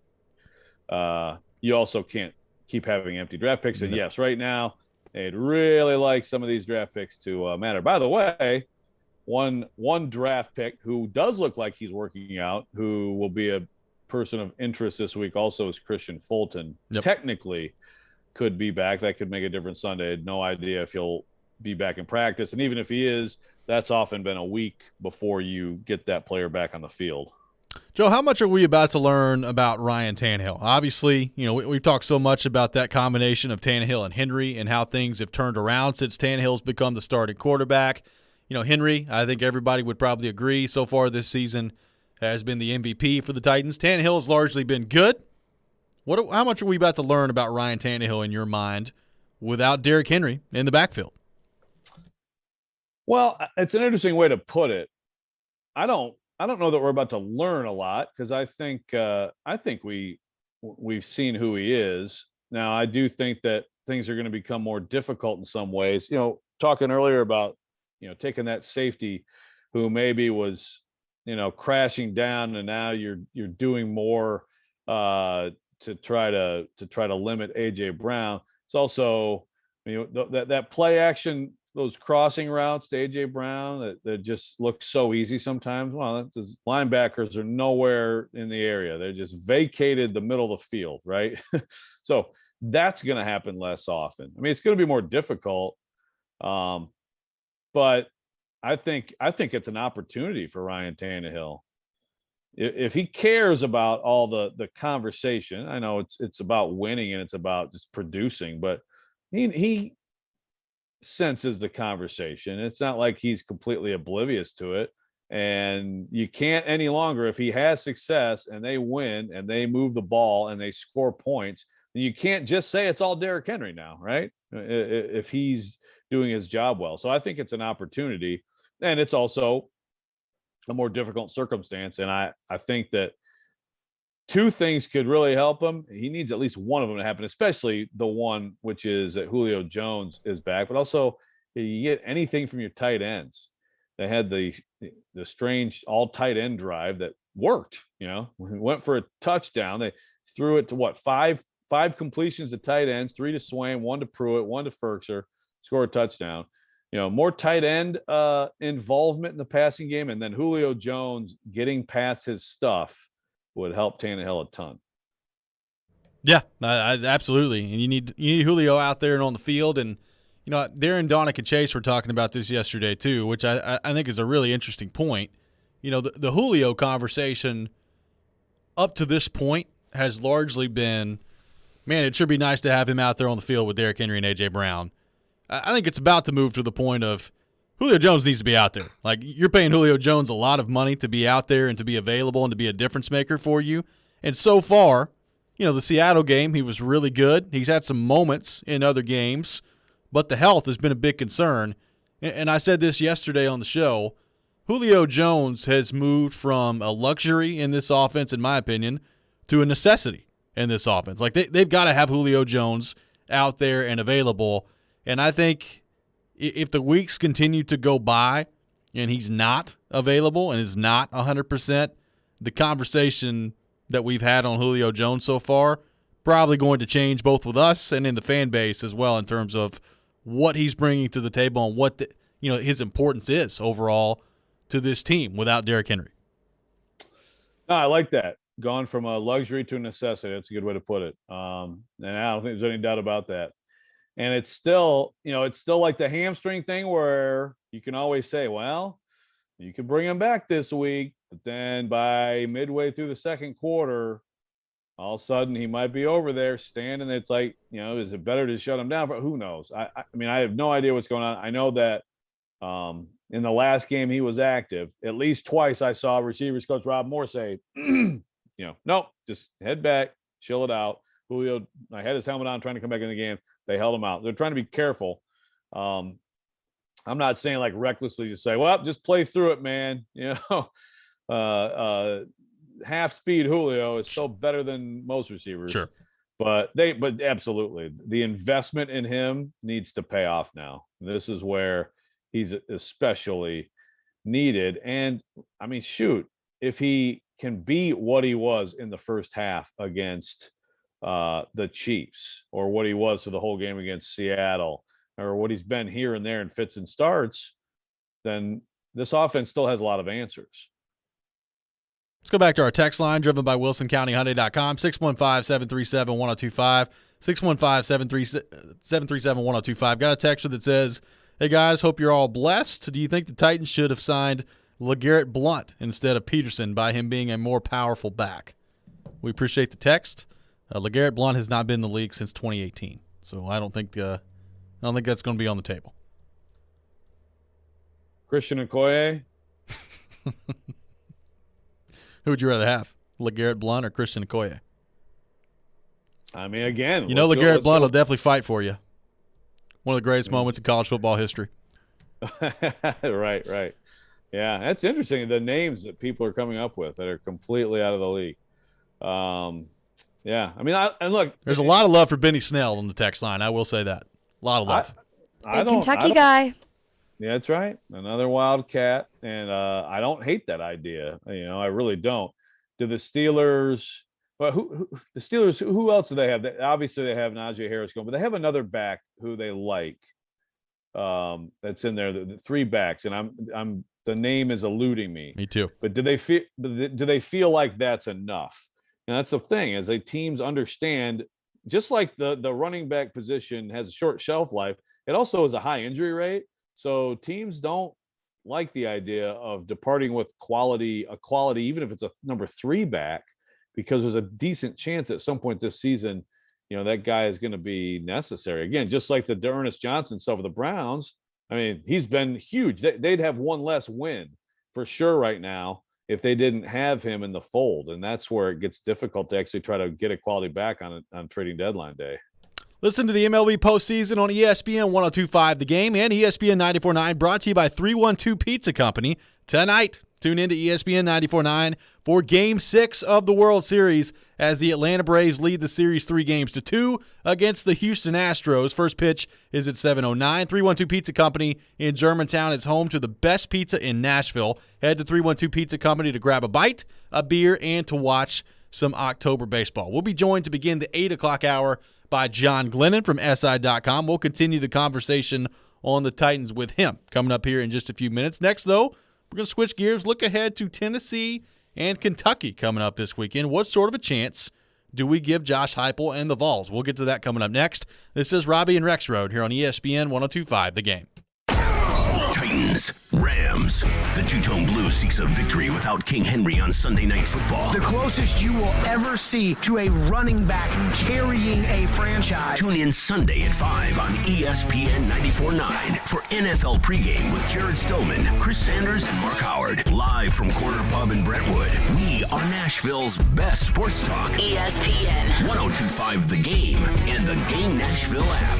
Now at Lowe's, order any flooring like Stainmaster Pet Protect carpet, starting at $185 per square foot. See in-store associate or product detail page for warranty information. Gary Ashton here. Most people in Nashville know me as the don't sell without the intel and the guaranteed offer guy. But despite my accent, I'm also 100% guaranteed Nashville. I'm a guaranteed musician, a guaranteed dog lover, and you're also guaranteed to see me at every Titans and Preds game.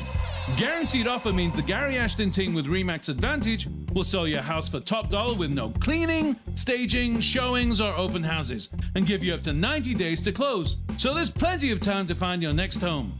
Guaranteed Nashville means my team lives here and loves it here.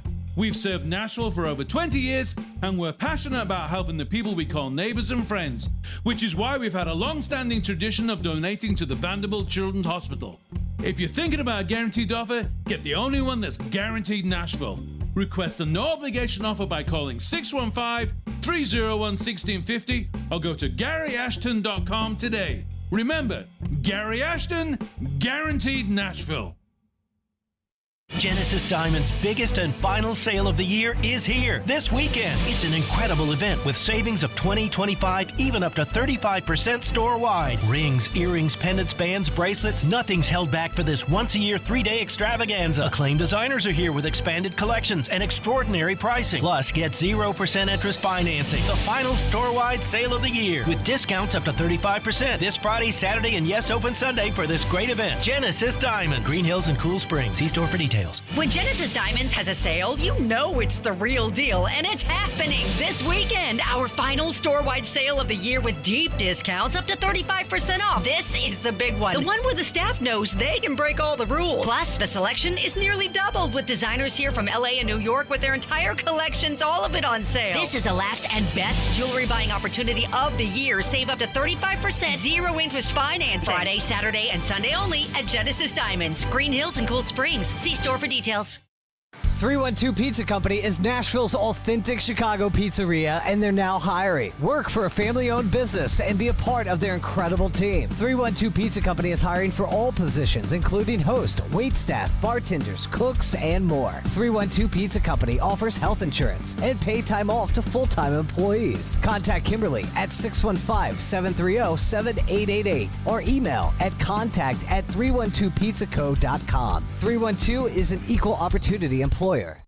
Hey, this is Jared, the owner of MTGRT.com. If your mortgage rate is not in the twos, then you need to call me now. We are locking in clients in the twos with no closing costs. That's right, you heard it right. Locking in clients in the twos with no closing costs. Text me on my personal cell at 615-969-2257 or fill out a few pieces of information on our website, MTGRT.com. MTGRT.com is the proud sponsor of Paul Feinbaum, heard on 102.5 The Game and ESPN 94.9. Dierks Bentley. Beers on Me Tour 2022. Friday, February 25th, Bridgestone Arena.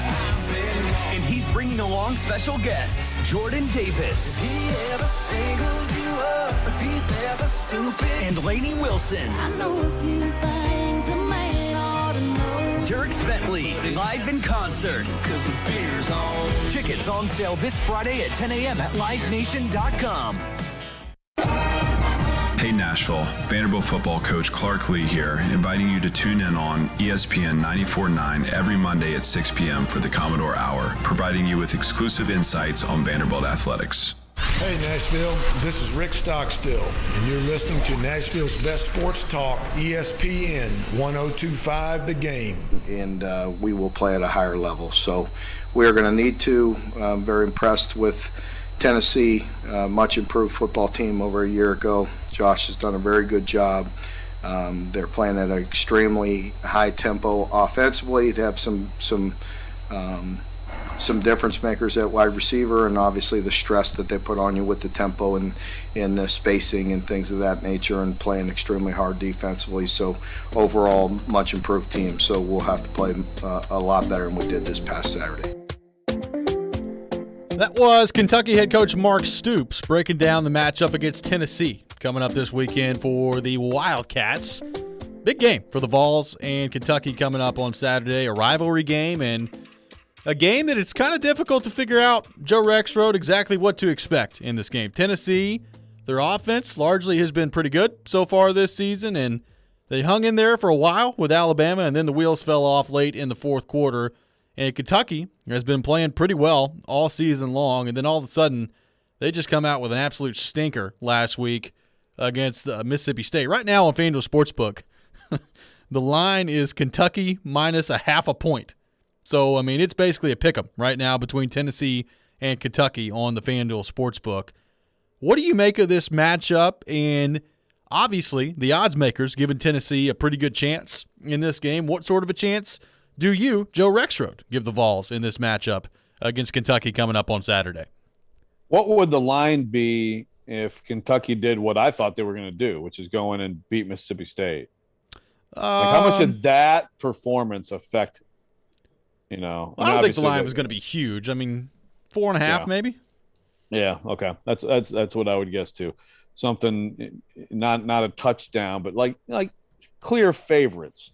And now not so. Here's one thing that I don't like the psychology of this, that Kentucky's coming off that game, right? Because obviously they're going to want to bounce back from that. You're not going to catch them sleeping or unaware. Yeah. But I don't know that was going to be a thing anyway, because like Kentucky, whether they're good or not, they've had trouble with Tennessee, in recent years, probably more than they should have. I think Tennessee has a really good chance to win this game. How much did the off week help the Vols? How much between preparation and mostly the rest and healing up? Like, are the backs, the offensive line and the running backs, like how is that looking this week? Are you going to have some mazes out there? Is Tyon Evans going to be full go out there? I mean, I think it's going to be, for as solid as I do think Kentucky still is. I mean, the bottom line is the Mississippi State is just right now throwing the ball at a high level. I do think that this is for Tennessee going to feel way different than against Alabama, and the way different than it will feel against Georgia in terms of being able to run the ball and have balance. I think Tennessee is going to score points in this game. Kentucky is going to have to keep up and play a lot better offensively than they did Saturday.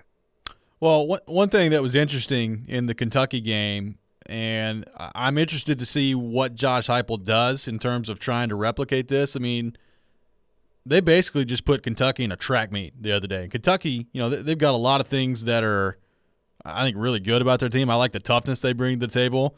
I still like Levis at quarterback, even though it didn't go very well for him on Saturday against Mississippi State. I like a lot of things that they bring to the table. But Tennessee, can you get into that track meet style game against Kentucky with Hendon Hooker be a part of the running game? I think the point that you brought up about the offensive line is a big one. I mean, in particular, the Mays brothers. Like, are the Mays brothers going to be healthy and ready to go this week against Kentucky? Or is Jabari Small going to be 100% effective? Is Tyon Evans going to be 100%? I mean, if you could have both of those guys in the running game, that totally changes the running game for Tennessee. So we'll see what happens on the availability front in terms of how the off week has helped them there. But I agree. Like, I think Tennessee is going to be able to put up some points in this game. Can they stop Kentucky from running the football? and can they stop the big plays downfield? Largely have been really impressed by what I've seen from Tennessee's defense. I know in the fourth quarter, the last time we saw them against Bama, things got away from them, and Bama ran away with that game at the end of it. Alabama probably do that to a lot of teams. Can you keep the game close heading into the fourth? Because if you can, I like Tennessee's chances in this game. Now, I will say this. I really like Tennessee's chances in this game a couple of weeks ago, as crazy as this sound, when everybody's riding high on Kentucky. Now I think a lot of people are just like expecting the Vols to win this game all of a sudden, and that kind of makes me nervous. I don't know what's going to happen on that front.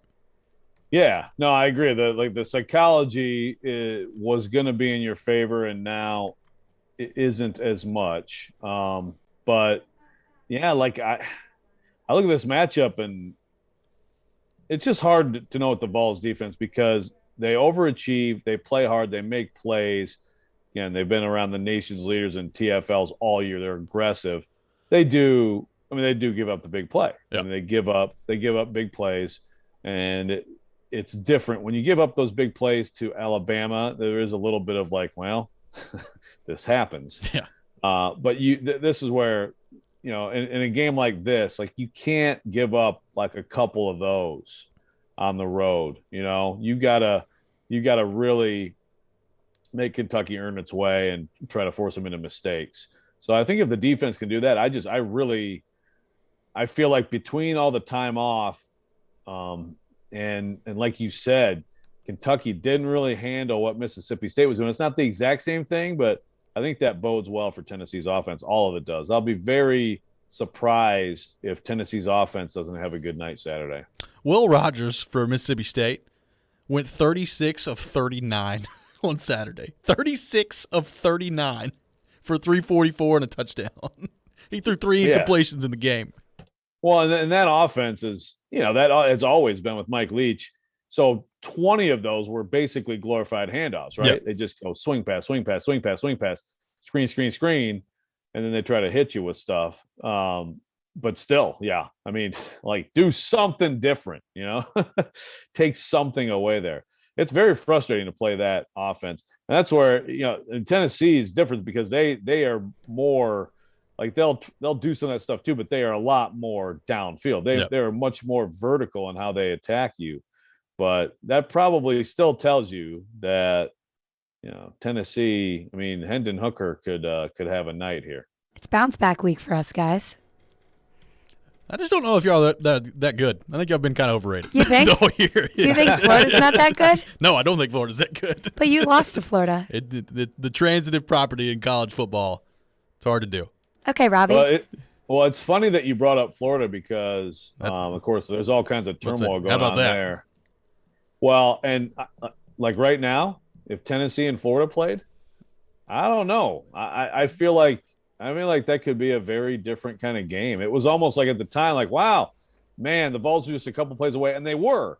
But I think a lot of people could get Florida right now. Dan Mullen seems to be handling that very well. It's going really well down there. Yeah, my goodness. Yeah, the lock out the whole media this week, cut off your presser, don't answer a question about recruiting, and apparently don't care about recruiting. Yeah. There's another problem for the Gators. But he's never outcoached, ever. Yeah, never outcoached that Dan Mullen. Just ask him. He'll tell you the same thing. Right. Oh, what a disaster that's turning into. We'll take your thoughts on our text line, driven by WilsonCountyHyundai.com, 615-737-1025. We got a lot of your thoughts to get to on the text line. We'll do that coming up next. This is Robby and Rexrode here on ESPN 1025, The Game.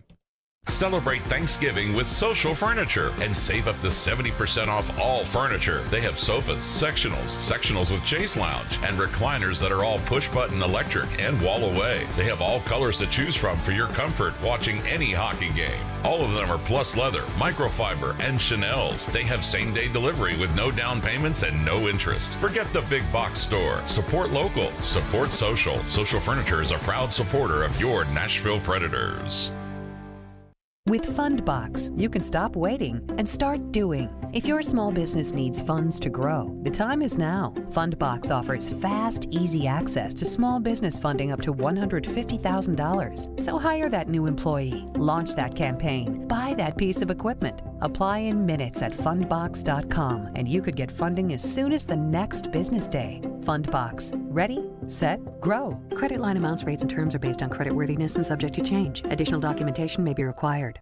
Willie Donick here for Pella Windows and Doors of Nashville. Fall is here, and that means the cold winds of winter are coming. It's a great time to replace those old, drafty windows. Pella is the leader in the industry for top-quality window and door products. But Pella windows and doors are also affordable, extremely affordable. Pella has payment plans less than $95 a month to replace your windows. So, I suggest you purchase your windows and doors from the experts at Pella of Nashville. Go to PellaofNashville.com. Performing at Skirmerhorn Symphony Center this Sunday, November 7th, 1964, The Tribute, live. Tickets on sale now at NashvilleSymphony.org. Don't miss what Rolling Stone magazine calls the best Beatles tribute on earth.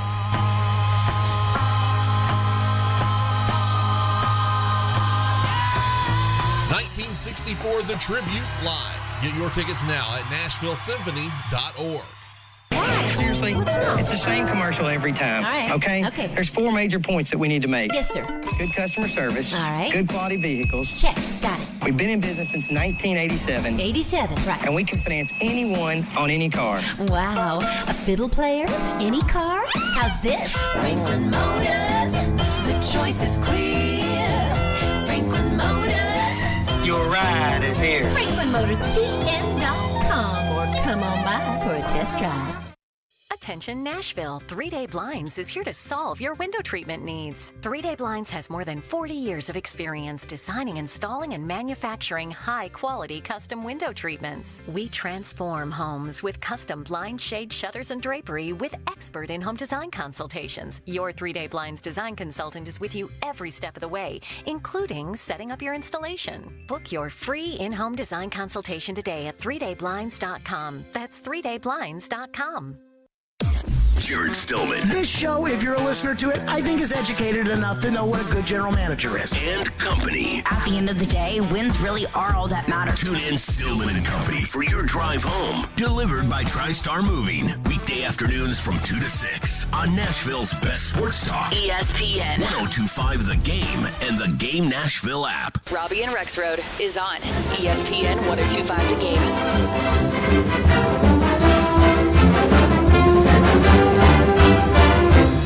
Welcome back in, Robby and Rexrode here on ESPN 102.5 The Game, brought to you by Volunteer State Bank. Real people, real solutions, right here. Remember FDIC, equal housing lender. Robby Stanley, Joe Rexrode, Michelle Knezvik here with you on this Tuesday morning in Nashville, Tennessee. Taking your thoughts on our text line, driven by WilsonCountyHyundai.com, 615-737-1025, 615-737-1025. Is that the Kentucky Fight song? Heck yeah, it is. I legitimately didn't know what that was. I've not heard that a whole lot. Oh, so that's what the Kentucky Fight song sounds like. You know, when they play Tennessee, you don't usually hear it all that much. So you hear it a lot in Lexington, Rob. Really, we're going to hear it a lot this weekend. Not really had much experience hearing the Kentucky Fight song in my life. At Kroger Field, going to hear a lot of it. They better bring their Kroger cards. The Kroger cards. Is there like a Kroger jingle that also is part of the fight song? Like, Maybe does so. that get weaved in? Like a modernized version? Is there a Kroger jingle? Like, have they First ever had, down, like, brought to you by Aisle 5. Find the peanut butter. Oh, boy. Hey, Kroger is a great company. I'm sure it is. I'm sure it is. Josh from Jackson texting in on the text line, driven by WilsonCountyHyundai.com. Why does Florida always get worse after they play Tennessee? That is a good question. They're 4-4. They really don't look all that good. But so we're crediting Tennessee. Tennessee just wears them down. It wears them down, man. Yeah, exactly. Yeah, they're still drained from the emotion of beating the Vols. Yeah. Yeah, but I mean, at least Kentucky beat them. Yeah, they did. This is true. You do have. It is kind of amazing the amount of trash talking Kentucky football fans are doing this year. It's unbelievable. I've never seen anything like it. Just wait till they've gotten to the season. top 15 for like the first time in the history of their program, and now they're all of a sudden experts on football all over everywhere. It's amazing. Precisely. Yep, you got it. Hit the nail on the head, Rob. I feel like this could get good by Friday between you two. Oh, it's gonna be great. I think it's gonna be fabulous. Got a lot of thoughts to get to on the text line driven by WilsonCountyHyundai.com, 615-737-1025. Our buddy Dennis texting in. Joe, you can go ahead and pen this text since you'll hear it every day for a while anyway, but what's the latest on how Derrick Henry's rehab is going? Yeah, right. That's going to turn into are the Predators going to protect UC Saros in the expansion draft? Question for you. Adoree Jackson, how's he doing? Yeah. When Malcolm Butler, is he eligible to come off IR? Yes. Oh, yeah. Et cetera, et cetera. Oh, man, we're ready. I think we should all just agree. Let's take 6 weeks. Let's all agree. Let's reconvene in 6 weeks. And at that point, maybe there is some news or some information that could come. But in the next 6 weeks, it's just Derrick trying to heal. That bone, just trying to heal. I got a text that says, question I have is is Tannehill healthy enough to play this week against the Rams? That's also a very good question.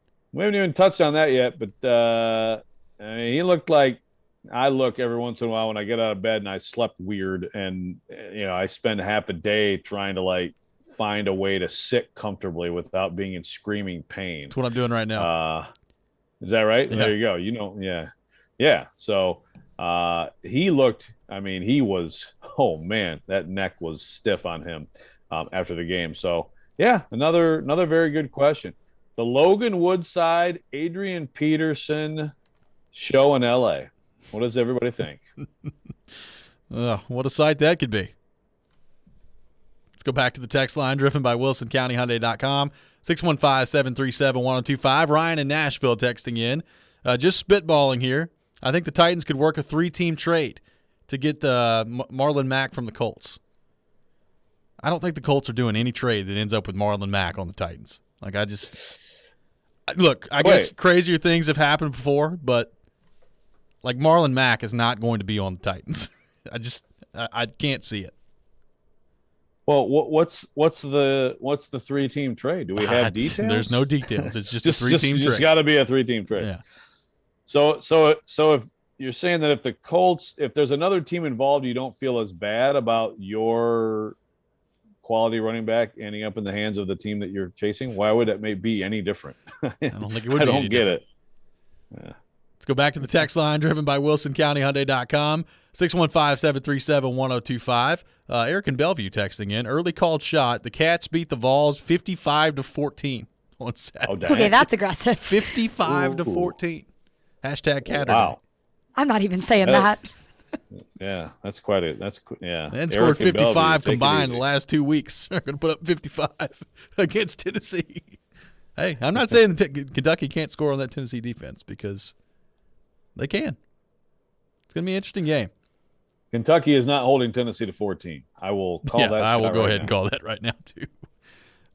Drew in Columbia texting in. Speaking of fight songs, I think it would be interesting to poll Tennessee fans to see how many of them know what the Tennessee fight song is. It's not Rocky Top.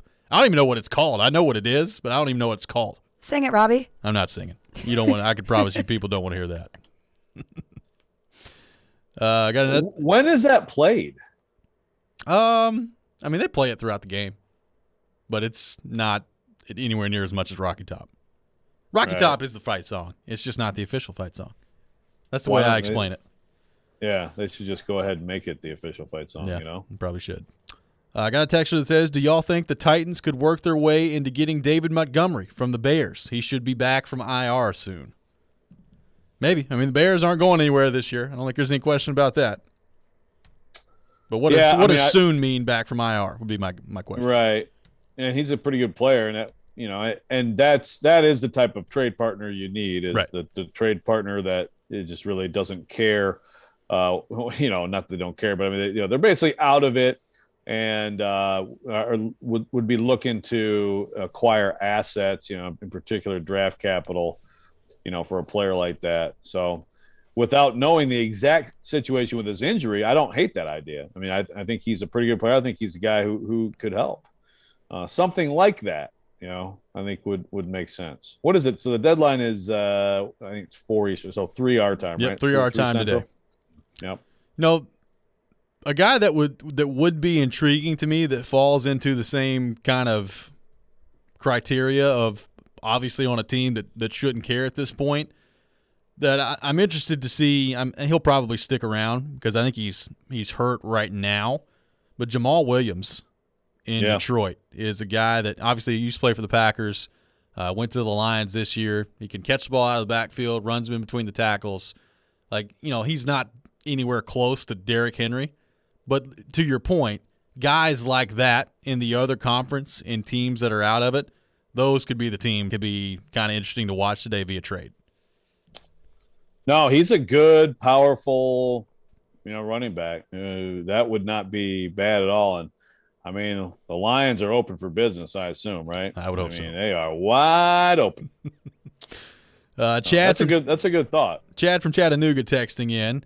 I'd still rather trade for a tight end, Hayden Hurst, to add another weapon and go running back by committee until Henry gets back. So Chad's still looking for a tight end today. Do you think there's any chance the Titans get a tight end today at the deadline? I mean, I guess I wouldn't rule anything out. I saw somebody like for the Ringer yesterday say the Titans don't need to trade for a bat; they need to trade for a receiver. And it's like, no, they have another good receiver who needs to get healthy, but that's not the end. I understand the idea of they need to be more wide open and all that on offense. And I think a good tight end would be a nice addition, but I still feel like if they trade for a football player today, it's going to be a running back.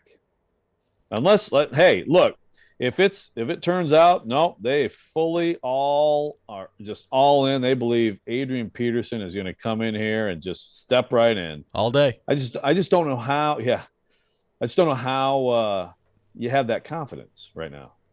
Brian in Portland texting in. I would think Mike Davis from the Falcons would be the best fit of potential running backs we could get. He's a strong back from Atlanta. He's not bad. The Titans obviously had a former Falcon. And where the heck is he, by the way? Who was okay, in camp. But Mekhi Sargent was just flat out better. Mekhi Sargent, I understand that a lot of wise cracks during camp, and it kind of goes like the Mason Kinsey thing. Like, be careful what you see in camp. Yeah. Guys making plays in the preseason games. But Mekhi Sargent got a lot of carries in practice. Ones against this defense, with Derrick Henry basically not practicing much. I thought he was pretty good. I don't. And so if the Titans are thinking Sargent, Peterson, McNichols, I think that could work. Again, my problem there, though, is I still feel like you want one more proven back to have diversity, to have different options, and just for depth in case someone else gets hurt.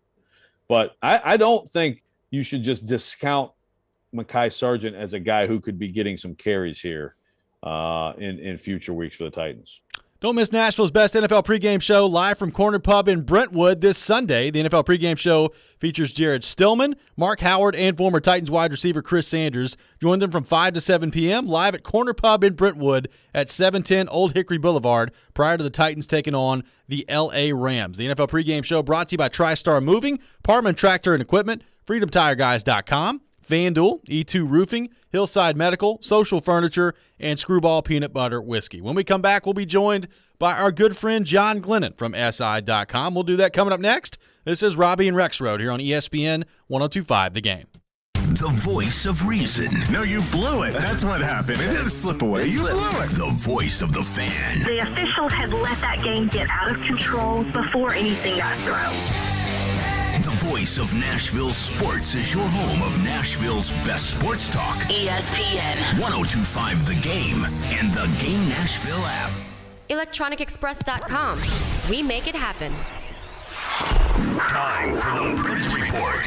The Nashville Predators arrived in the foothills of the Canadian Rocky Mountains late Monday afternoon. They'll be opening up a 4-game portion of their road trip in Calgary tonight. Pre-game show will be underway for you at 7 o'clock Central Time, the game at 8. They're going against a Calgary Flames team that currently stands second in the Pacific Division, just 1 point behind the Edmonton Oilers. And the thing about the Calgary Flames, This will be just their third home game of the season.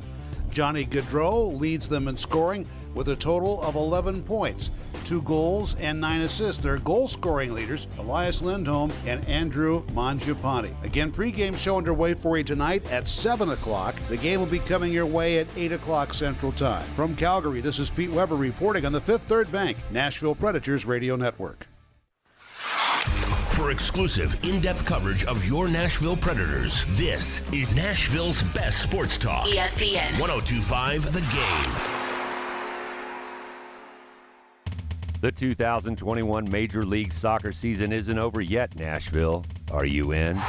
There's just one regular season home match remaining as we make our final push for a playoff spot. Don't miss the action on Sunday, November 7th at 2:30 p.m. against New York Red Bulls at Nissan Stadium. Come be a part of the most unique sports experience in Nashville. Tickets are on sale now from just $22 at NashvilleSC.com. Everyone in. How'd you like that?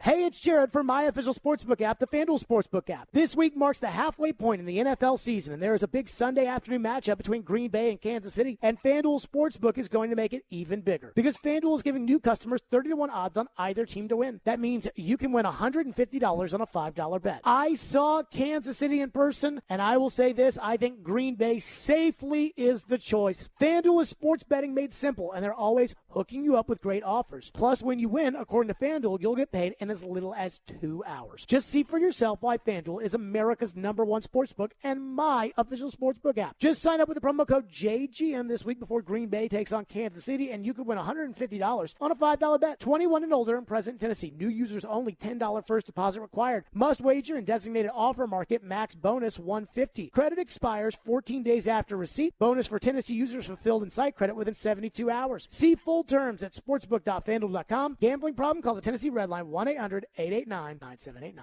Zines First is the official sign company for 102.5 The Game. Go to sfnash.com. Houston Clinic Orthopedics is conveniently located where you live and work. With over 10 locations in Nashville and surrounding communities, Houston physicians specialize in spine, joint replacement, knee, hip, upper extremity, as well as many other orthopedic conditions. At Houston Clinic Orthopedics, they are strictly adhering to all CDC guidelines for both their patients and staff safety. To experience world-class orthopedic care and to see a list of all Houston physicians and specialties, visit their website at tn.houston.com and book your appointment online today.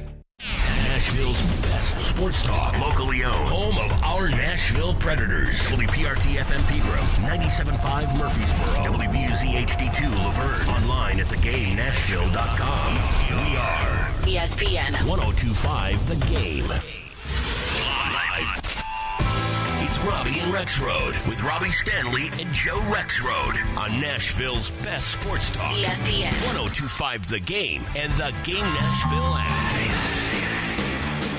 Welcome back in, hour number 3 of Robby and Rexrode here on ESPN 102.5 The Game, brought to you by Volunteer State Bank. Real people, real solutions, right here. Remember, FDIC, equal housing lender. Robby Stanley, Joe Rexrode, Michelle Knezovic are with you on this Tuesday morning in Nashville, Tennessee, talking Titans.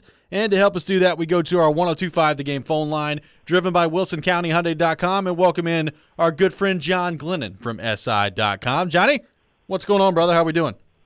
I am doing well. How about you guys? We are doing wonderful. Appreciate you taking time to join us this morning. So, John, obviously, gut punch of massive proportions yesterday for the Titans, losing Derrick Henry for an indefinite amount of time. My question for you is, as you look at the Titans now, with Adrian Peterson in the fold, Derrick Henry out for the foreseeable future, what do you make of this team without him? Do you still feel like this is the Titans' division to win in the AFC South without Derrick Henry? Honestly, I do think it's still the Titans' division to win. You know, when you look at the schedule, and you look at the lead that they have over Indianapolis right now, I think they're really going to have to honestly struggle in order to not win that division. Obviously, as you said, it's a huge gut punch, but if there's any year for the Titans to have to rely more on their passing attack, I think this year is as good as any. Assuming we start to see more from Julio Jones at some point, I think you can tweak the offense enough, so that you're going to get more passing attack, that you're going to go with a running back by committee sort of situation. As they say, I still think your Titans are going to win the division. How far they go after that, that may be a different story. I still think they're the favorites. How do you read the John? The we got the Schefter-Rappaport little slap fight here over timeline. Schefter reporting basically he's expected to be done for the season. Rappaport that the Titans expect him back. I'm sure different people can say different things, but how do you that I find that strange, one, but also I guess I just wonder how anybody could feel like a strong feeling either way before we actually see how his bone heals. Yeah, honestly, I think, this is where we sometimes laugh a little bit along with Mike Vrabel when he says, he doesn't go with timelines because every player is different and so forth. But honestly, I think that is the case, because we've seen players in the past respond differently in terms of timeline to this injury. But, when you look at it, the bottom line to me is this is a Derrick Henry is obviously a big man, 6'3", 250 pounds. It's an awful lot of pounding, an awful lot of stress you're going to put on that foot on a regular basis. So I think, to me, if fans are getting, really, really fired up about, Derrick Henry, hey, he's going to be back at the end of the season or in the playoffs, to me at least, I am certainly no doctor, but I would think there has to be some caution there. Derrick Henry, this is a foot injury. This is not something you can really stay tremendously conditioned at while you're healing either. So even if Derrick Henry, to me, comes back near the end of the season, this is not going to be plug him in and watch Derrick Henry be Derrick Henry and run 25 times for, 150 yards or anything like that. To me, I think if he comes back, it still takes some time to ramp up. And again, it's a big man putting a lot of stress on the foot. So I tend to be more cautious and perhaps a little bit more pessimistic about, the way about Derrick Henry's chances of coming back and having a significant impact. We'll see. Again, every player is different, but, it's a wait-and-see thing. John Glennon from SI.com on the line with us, driven by WilsonCountyHyundai.com. So, John, what did you think of the decision by the Titans to go out and sign Adrian Peterson? And obviously, you're talking about a future Hall of Fame running back, but at 36 years old, what do you think he still has left in the tank?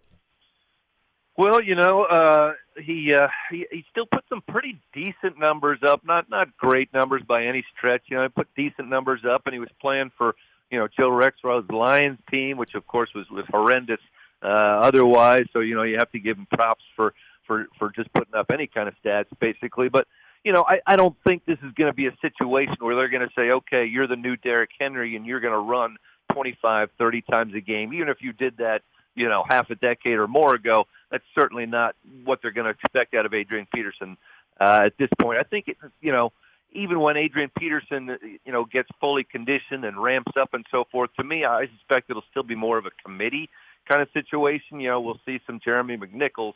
We'll see some Adrian Peterson.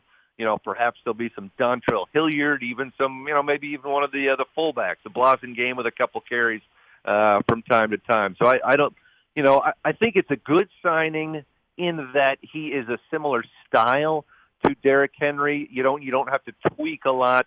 He's a between the tackles guy. He's a physical guy. From that standpoint, there doesn't have to be a lot of change on the Titans front and in their blocking. But let's not get ahead of ourselves and let's not get carried away and think this is Adrian Peterson of even 5 years ago. I don't think the expectations should be there. You're going to sit here, John, and you're going to talk about Dontrell Hilliard, and you're just going to ignore Mekhi Sargent. Just talk about fullbacks and like everybody else in the league. But you got nothing for Mekhi Sargent. No chance he's any kind of factor. Well, let's remember he's still on the practice squad at this point, and Adrian Peterson coming in takes another space for a running back right there. Although Adrian Peterson technically is on the practice squad or will be on the practice squad as well. Maybe Mekhi Sargent comes in. Maybe he is the great story that everyone loved in training camp and in the preseason. there's always a guy like that. But yeah, I don't think if you're going to rely too much on Mekhi Sargent, you're probably going to get let down a little bit. As much of a good underdog story as we all enjoy. Who knows? Maybe he's part of the committee too. But again, I don't think the Titans want, nor can any of these running backs, stand up to 15, 20, 25 carries a game. I think it's a group effort from here on. John, how much do you think we're going to learn about Ryan Tannehill during this stretch without Derrick Henry, or do you think at this point he's proven enough and we don't need to learn anything else about Ryan Tannehill? Well, I think he's proven, I think there's sort of almost two storylines for Ryan Tannehill. One, like a local level here. I think most people in Nashville and most people that have seen Tannehill over the years would agree that he is a much different quarterback now than he was in Miami, that he is a big part of what the Titans have been doing over the past few years. I mean, you go back and you look at when Ryan Tannehill became the starter, Derrick Henry's numbers took a big jump. The beginning of that year when Marcus Mariota was a starter, Derrick Henry's numbers for the first 6 games were pretty average. It was when Tannehill came in that Derrick Henry really started to go into that stratospheric level that he's been at ever since.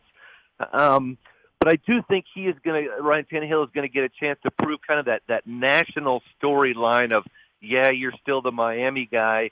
Yeah, all you do is turn around and hand the ball to Derrick Henry and take advantage of his play action. I think this is kind of his chance to say, hey, I am more than that. I'm a much better quarterback than I was in Miami. I can carry a bigger load of this offense. I've shown what I can do here in terms of quarterback rating, in terms of, game-winning drives, and fourth-quarter comebacks, and clutch performances. I think this is really going to be a chance for him to shine and to maybe, squelch that national narrative of, he's just a guy who hands off to Derrick Henry. Agree, and I think, like you said earlier, I mean, Julio Jones has got to be a part of that. I would say a little bit more tight end involvement in the passing game wouldn't be a bad thing either. They did have one drive where they decided to feature the tight end the other day, but they could potentially, John, trade for still another position like that. Do you think that, I guess, give me your percentage chance that John Robinson makes some kind of a deal today to add to the running back committee? Honestly, I don't think the percentage is very high. I think the big move was Adrian Peterson. And I think they do like Jeremy McNichols. And again, I think this is a committee thing. I don't think this is going to be okay, Adrian Peterson, become Derrick Henry, or Jeremy McNichols, we need 15 carries per game from you. I think they're going to be okay with what they have there now. Knowing John Robinson, he's full of surprises. He may shock all of us right now. But let's be honest, the NFL trading deadline, even in situations like this, is not the most exciting time over the past few years, or more than just the past few years. Not a lot generally gets done at the NFL trading deadline. And to me, I feel like, if you're making that move with Adrian Peterson, that's a significant step right there. I think it's a small percentage that he brings somebody in via trade. John, last thing for you here. I said earlier in the show, what this does for me in terms of the Titans offense is it moves Julio Jones from maybe a luxury in this offense to a necessity in this offense without Derrick Henry. As you look at him, and you mentioned a little bit earlier, obviously he's got to get healthy. How important does Julio Jones now become to the bottom line for this team without Derrick Henry moving forward? Yeah, you're absolutely right, and it's the troubling thing is we just don't know what to expect right now, almost on a week to week basis from Julio Jones.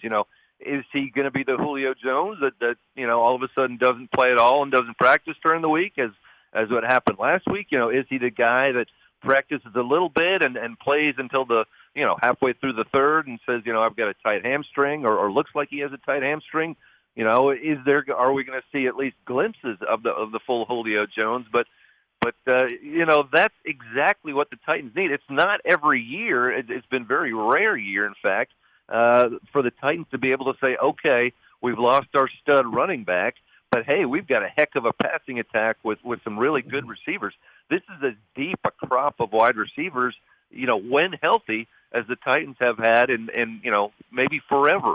So if Julio Jones can get back healthy, I think we're going to see this offense tweaked a little bit. We're going to see a lot more 3 receiver situations. And Joe, as you mentioned earlier, I think the tight end has to get a more prominent role too. And to me, Anthony Ferkser, has to get more involved. I think only has 10 or 12 catches, which is a real surprise to me at this point. So, there's still potential for a significant passing attack. But yeah, that's really the difference maker, because now A.J. Brown is going to get blanketed, absolutely blanketed right now, until Julio Jones can prove that he is the threat that he once was. Then and only then are we going to see that full potential of the Titans passing attack. John Glennon from SI.com has been our guest here on Robby and Rexrode. John, great stuff as always, brother. Appreciate you taking time to join us. Okay, thank you, guys. Absolutely. John Glennon from SI.com.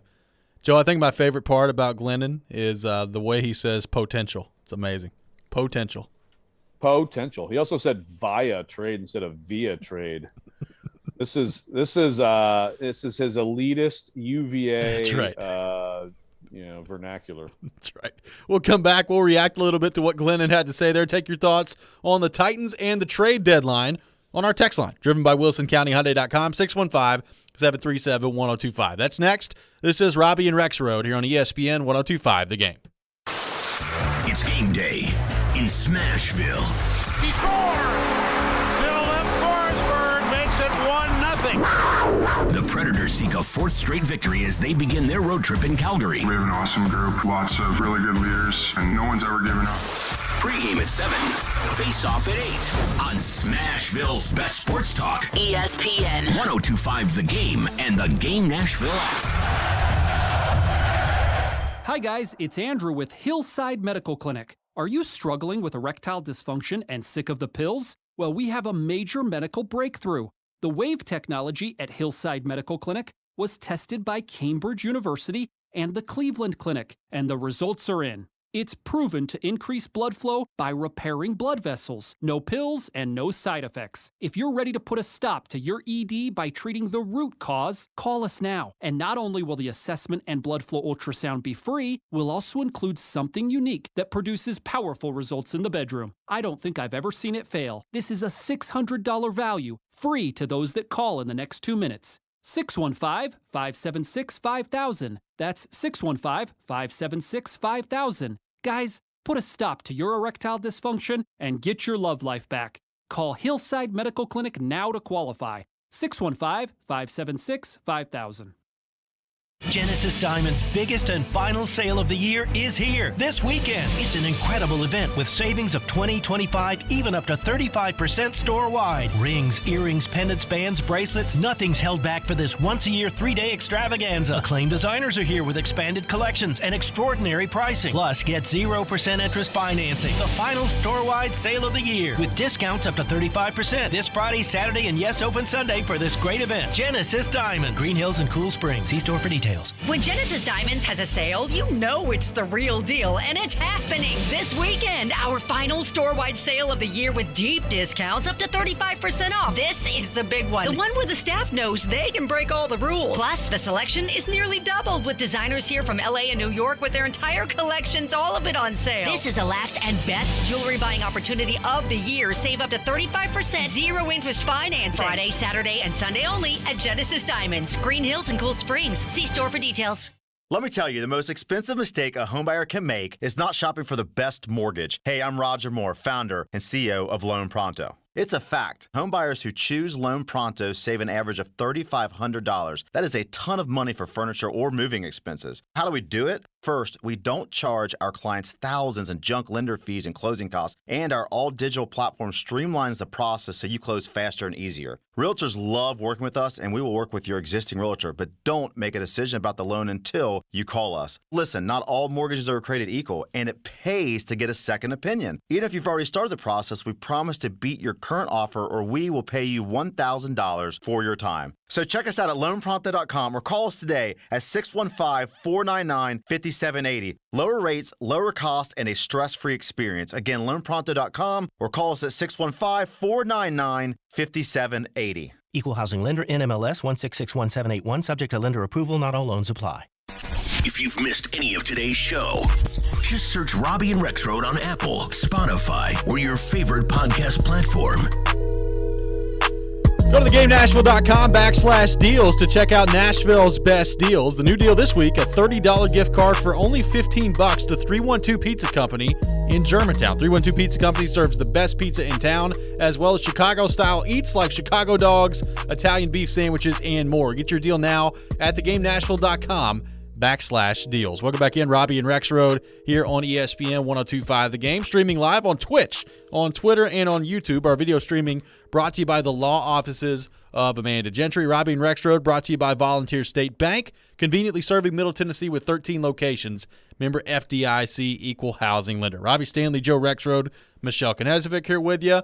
And it was obviously a gut punch of a day yesterday for Titans fans. Derrick Henry is going to be out indefinitely. Mike Vrabel addressing the media yesterday did not put a timeline on the Derrick Henry injury, but he will be having surgery today. And now the Titans are forced, at least for the foreseeable future here, to deal with life without Derrick Henry. They go out and sign Adrian Peterson yesterday, bring him into the fold with the intention of putting him on the practice squad and then elevating him to the active roster. So a 36-year-old running back coming in, obviously a Hall of Famer, Adrian Peterson is, but the question is, what sort of role will he play for the Titans? How much does he have left in the tank? Going to be interesting to find out. Joe Rexrode, when you saw that it was going to be Adrian Peterson coming in for the Titans yesterday, what was your reaction, and what do you envision his role and the usage being for Adrian Peterson in this offense with Todd Downing having to figure all this out on the fly now? Well, I thought that's not a terrible idea, and he can help. And then again, like we talked about earlier in the show, I saw people sending out highlights from Adrian Peterson from a few years ago, like, oh man, look at what the Titans are getting here, everybody. I mean, it's just, you got to pump the brakes on any kind of big expectations for him at this point. I think he fits the style of the offense well. I think he'll fit in this scheme and the way he runs, but how good is he anymore? I mean, I don't know. I thought he was okay last year for the Lions. You know, he had some good moments. Stafford looks great away from the Lions. Maybe Adrian Peterson will look great away from the Lions too. Well, yeah. But Stafford, you can see what he was with the Lions. He just lost too many games because he was with the Lions. Peterson, I think he can help. And John's probably right. John's probably right that this is the move. I think I'd make every possible phone call today before the deadline to try to get someone else. Because I absolutely agree with Glennon that this is going to be a by committee. Peterson, even if Peterson ends up being just the only move, I don't think the plan is going to be Adrian Peterson is going to be getting 20 carries a game. I mean, I think he's got to be part of the solution. I like Dontrell Hilliard. We'll see. Vrabel had some nice things to say about him yesterday, but to me, as soon as Chester Rogers is able to return, I know he was on the field Sunday, but get back to being in the return game. I would suspect Hilliard would be gone. I think Sargent is a more likely potential helper in the run game. And if not him, maybe a blasting game. Again, maybe McNichols has a little bit expanded role. He has done a good job of whenever he's been called upon. He's actually been kind of one of those unsung heroes this year for this team. So it's a lot of names. I just feel like there should still be another name added to the list. But of course, if you do that, again, you have this roster, you have the active roster, you have your 48 who are going to be active on game days. You can't just load up with 6 backs to try to, you got to make choices. So, but if it is just Peterson and company, I don't know. I don't know how that'll work out. Now there's a law firm name right there. Yes. Peterson and company. Yes, absolutely. If you've been hurt in an accident, give us a call. He I'm sure he's in great shape, and I'm sure he's energized by the idea of playing for an actual contender. I mean, shoot, his first game is going to be against one of the favorites to win it all now, especially with Von Miller on the other side. And by the way, Glennon, did you notice the Von Miller trade? There's The NFL is getting better at the trade deadline. It's not great. It's not baseball. It's not hockey or basketball. But at least there's some movement. I don't even think people even talked about the fact that it was the trading deadline 10 years ago. But Peterson, I think he's going to be energized. I assume he's in good shape. The Titans obviously worked him out before they signed him. So maybe it will work out timing-wise where you've got a few really good weeks with him and he can stay healthy and it gives you a boost and you have enough balance on offense. But I think anybody having high expectations for him should be very cautious. Corey Curtis threw out an interesting name yesterday that I'm not sure makes much sense anymore with Adrian Peterson coming into the fold, but Dante Foreman was obviously somebody that the Titans are familiar with. He came in, had a couple of good moments for the Titans. Obviously, with Derrick Henry being healthy, it wasn't a ton of good work for the Titans, but he is out there and available for the Titans to go select. I just don't know if somebody like that makes sense now that you've got Adrian Peterson in the fold. Like, to me, it's probably going to be Adrian Peterson and then what you have already on your roster at the running back table if you're not going out and making a trade for somebody who's already on an NFL team. Like, if they were going to pick up Foreman, my guess would be they would probably have done that yesterday since he was available. Yeah, I would think so too. And, yeah, I certainly thought of that name at first because I think it was especially – like in the loss at Cincinnati last year, I believe he had some real nice moments. He had a few little stretches there last year where he'd come in and get a series here or there, get a couple carries, and certainly it's like certainly the power element is there with him. But yeah, I would agree with you. I think that would have happened if it was going to happen. At One Who Serves 82 on YouTube, thank you, John, for bringing out the fact that Derek's stats made the jump when Tannehill took over. There is some truth to that now. I think there's a lot that goes into it. I mean, Taylor Lewan getting back to full strength that year, probably a lot to do with that as well. But I don't think there's any question about it. Derrick Henry's stats did take off when Ryan Tannehill was the starting quarterback. Yeah, it was, but it wasn't just that. It was Tannehill, Nate Davis, and the offensive line sort of finding itself was also part of it. So I think those two things were definitely part of it. But it is a good illustration of as great as Derrick Henry is, he's still, the running backs are very reliant on a lot of things around them. And that team's passing game was miserable. They couldn't block at left tackle or right guard. And then it took a couple games once Lewan got back in there for that to be figured out. And certainly Tannehill all of a sudden just completely changed the trajectory, not just of that team, but really the franchise. And it is worth keeping in mind. We can talk about this at more length. If you gave me this team at the beginning of the season and said, here's this team with no Derrick Henry, or here's this team with no Ryan Tannehill, Derrick Henry is great, and I think he's an MVP candidate, and he's Hall of Fame and all that, but I think you have a much better record with Ryan Tannehill and figuring out at running back than you do with Derrick Henry and Logan Woodside as your quarterback. Well, then the argument becomes, how could you have Derrick Henry as an MVP candidate if that's the case? Well, yeah, because he still is. There's my answer. And this is why it's hard, though, for any non-quarterback to win. And again, you got to remember, it's also it's relative to your what you have if you lose the player. Right. You're talking about a guy who's never played a snap in the NFL at quarterback. Like the drop off. I think in general at quarterback in this league, except for a handful of teams that are lucky enough to have a good number 2 quarterback, is way steeper than probably any other position going down to the backup.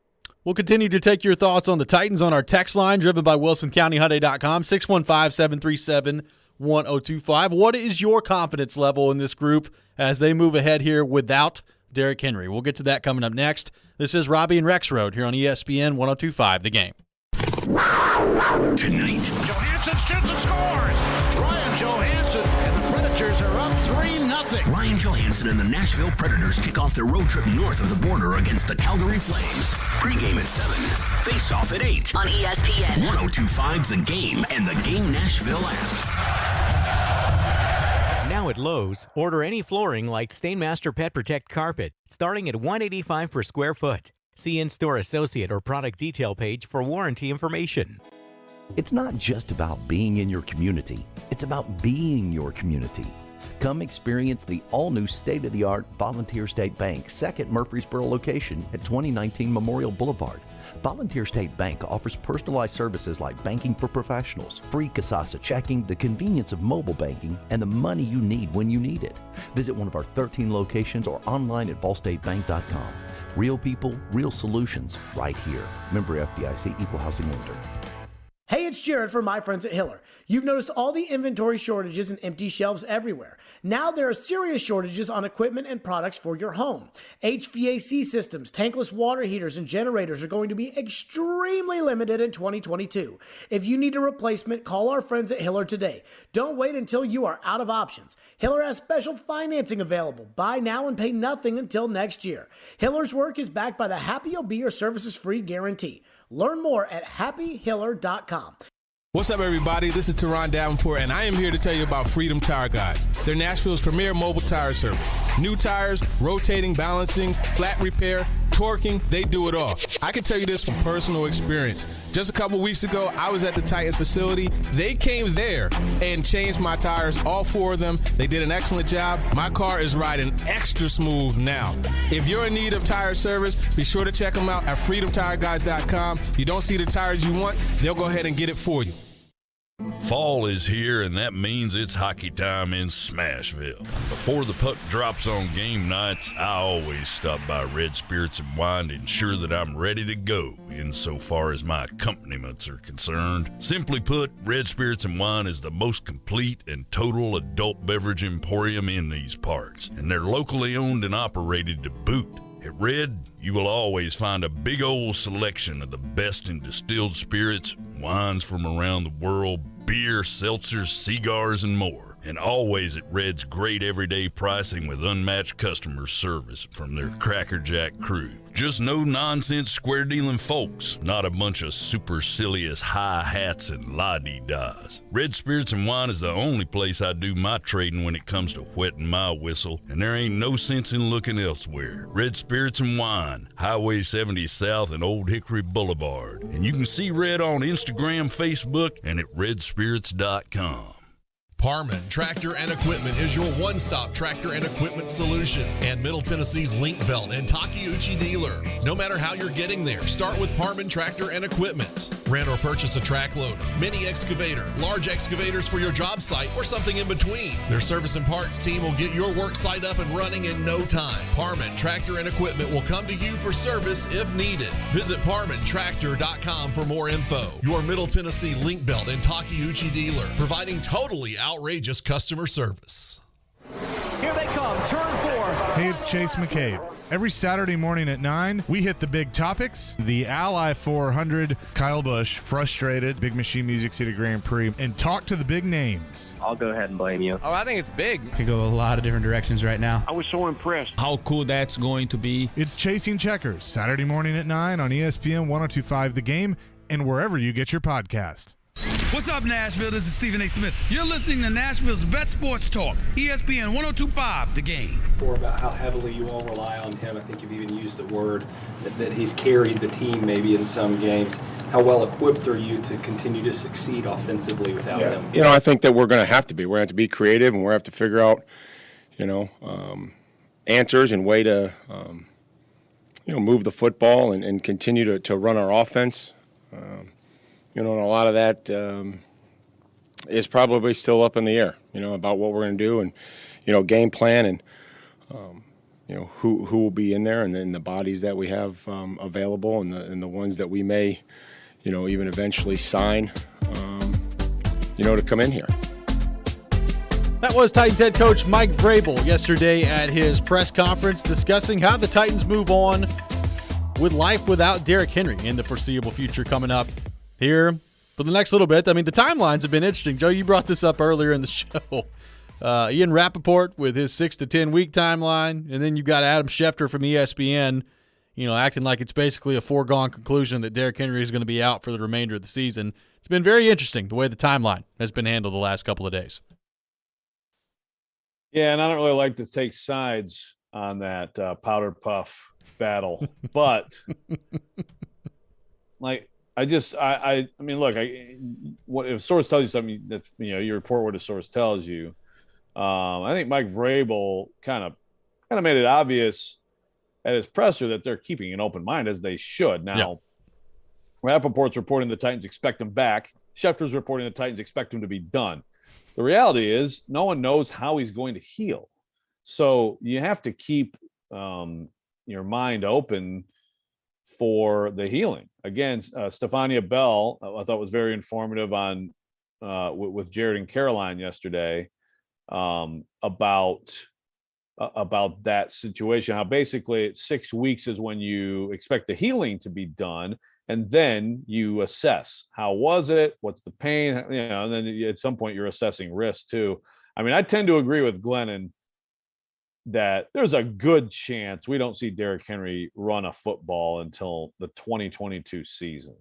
You gotta keep that as a possibility in your mind if you're a Titans fan. Yep. We just don't know. We also very much know that once we get a few weeks down the road, it's going to become this absolute constant daily talking point. How's he doing? Well, he's in a boot now. He's walking. It's going to be this. I mean, that right foot is of high interest. And certainly I would say it's possible that he could play this year. I don't know how you could feel confident about guessing either way, because that's really what it is. It's guessing from everyone. I can't wait for Mike Vrabel press conferences 3.5 weeks down the road, and that's what it turns into is, Mike, do you have an update on Derrick Henry? I can just see his face right now. He actually may be okay with that because it will remove the, hey, when do you think Julio will be ready to go? Although maybe it won't remove it. It'll just be two different, that we'll have both of those things. Right. For the Titans' sake, they need the Julio talking point to end and for him to start being a consistent part of the offense.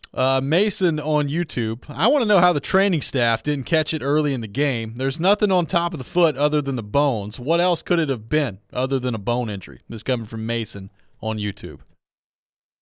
I think all the right questions were asked yesterday, and I mean, it's interesting if you even look at the post game locker room that the Titans official account tweeted out, right? Vrabel is in there addressing the players, and Randy Bullock and all the guys going around the room. Derrick Henry's in there in uniform, just standing there with them, just whooping it up, enjoying it.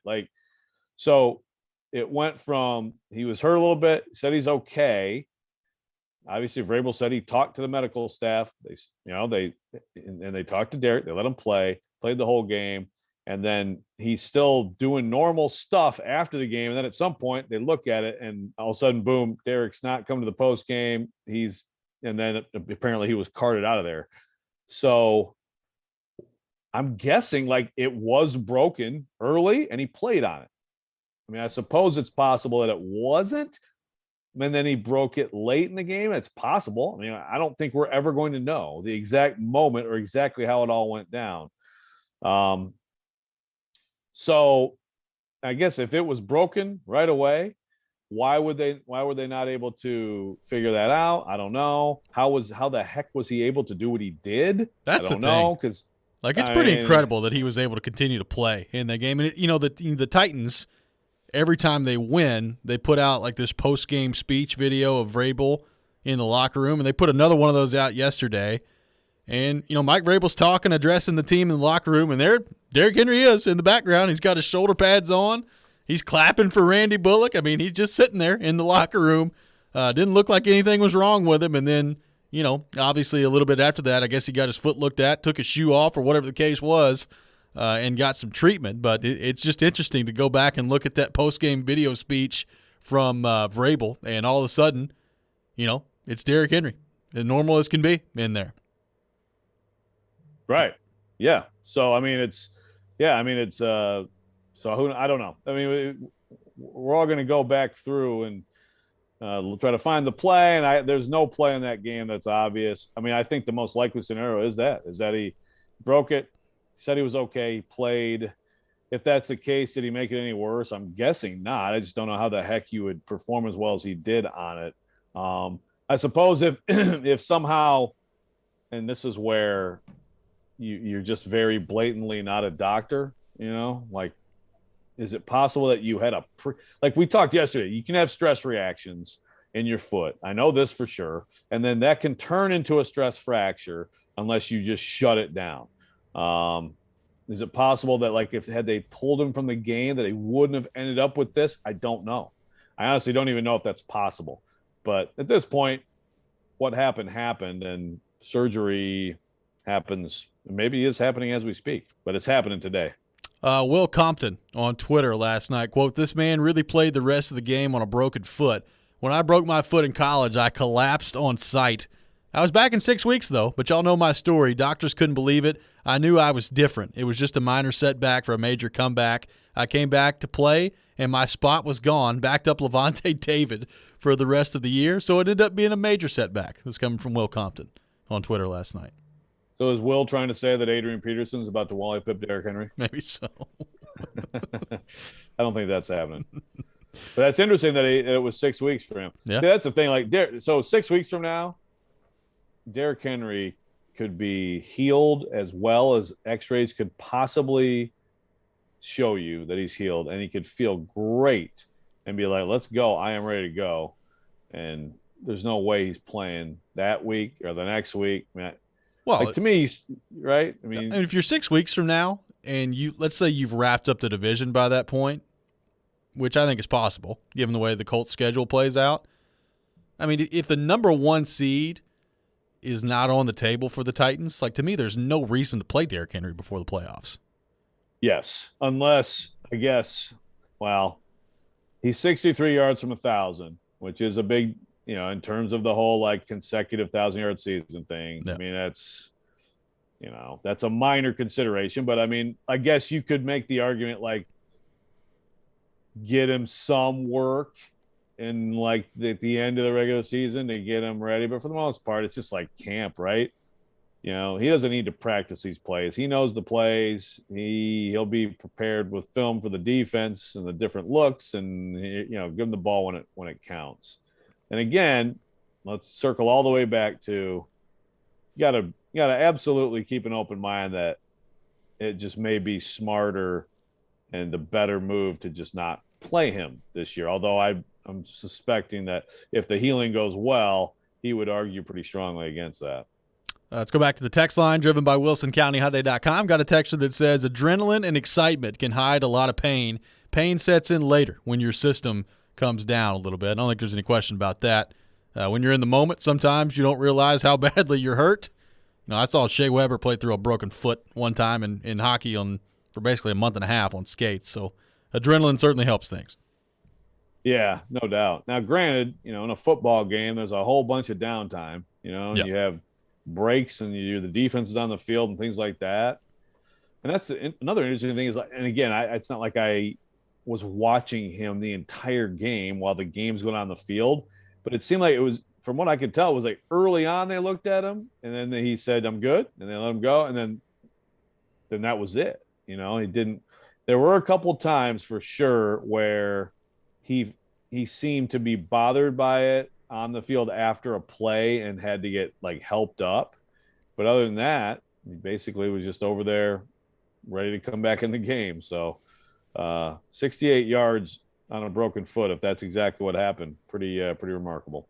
Mike from Clarksville texting in, with the injury to Henry and the focus of opposing defenses shifting to the pass catchers, what are your thoughts on the Titans adding another more proven wide receiver to pair with Brown and Julio Jones to spread out the attention and open lanes for the run game? Pretty much the opposite results of what happened before, with defenses focusing on the run and opening up the pass.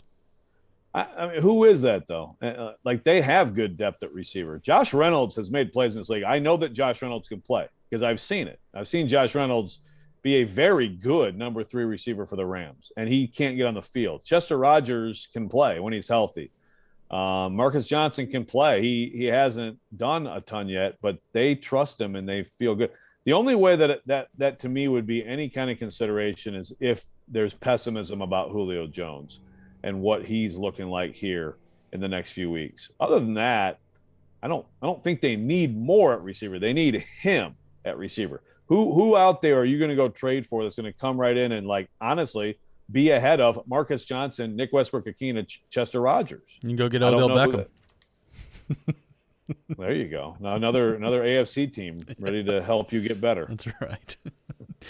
It is trade deadline day in the NFL. What moves, if any, do we think John Robinson could make today for the Titans? We'll get to that coming up next. Take your thoughts as well on our text line, driven by WilsonCountyHyundai.com, 615-737-1025, 615-737-1025. This Friday, your chance to participate in the Nashville SC Pick to Click, brought to you by Camarena Tequila. If you guess correctly which player scores a goal in the game Sunday, you win a Nashville SC prize pack. You can participate Friday morning at 9:45. We'll be right back. Robby and Rexrode here on ESPN 102.5 The Game.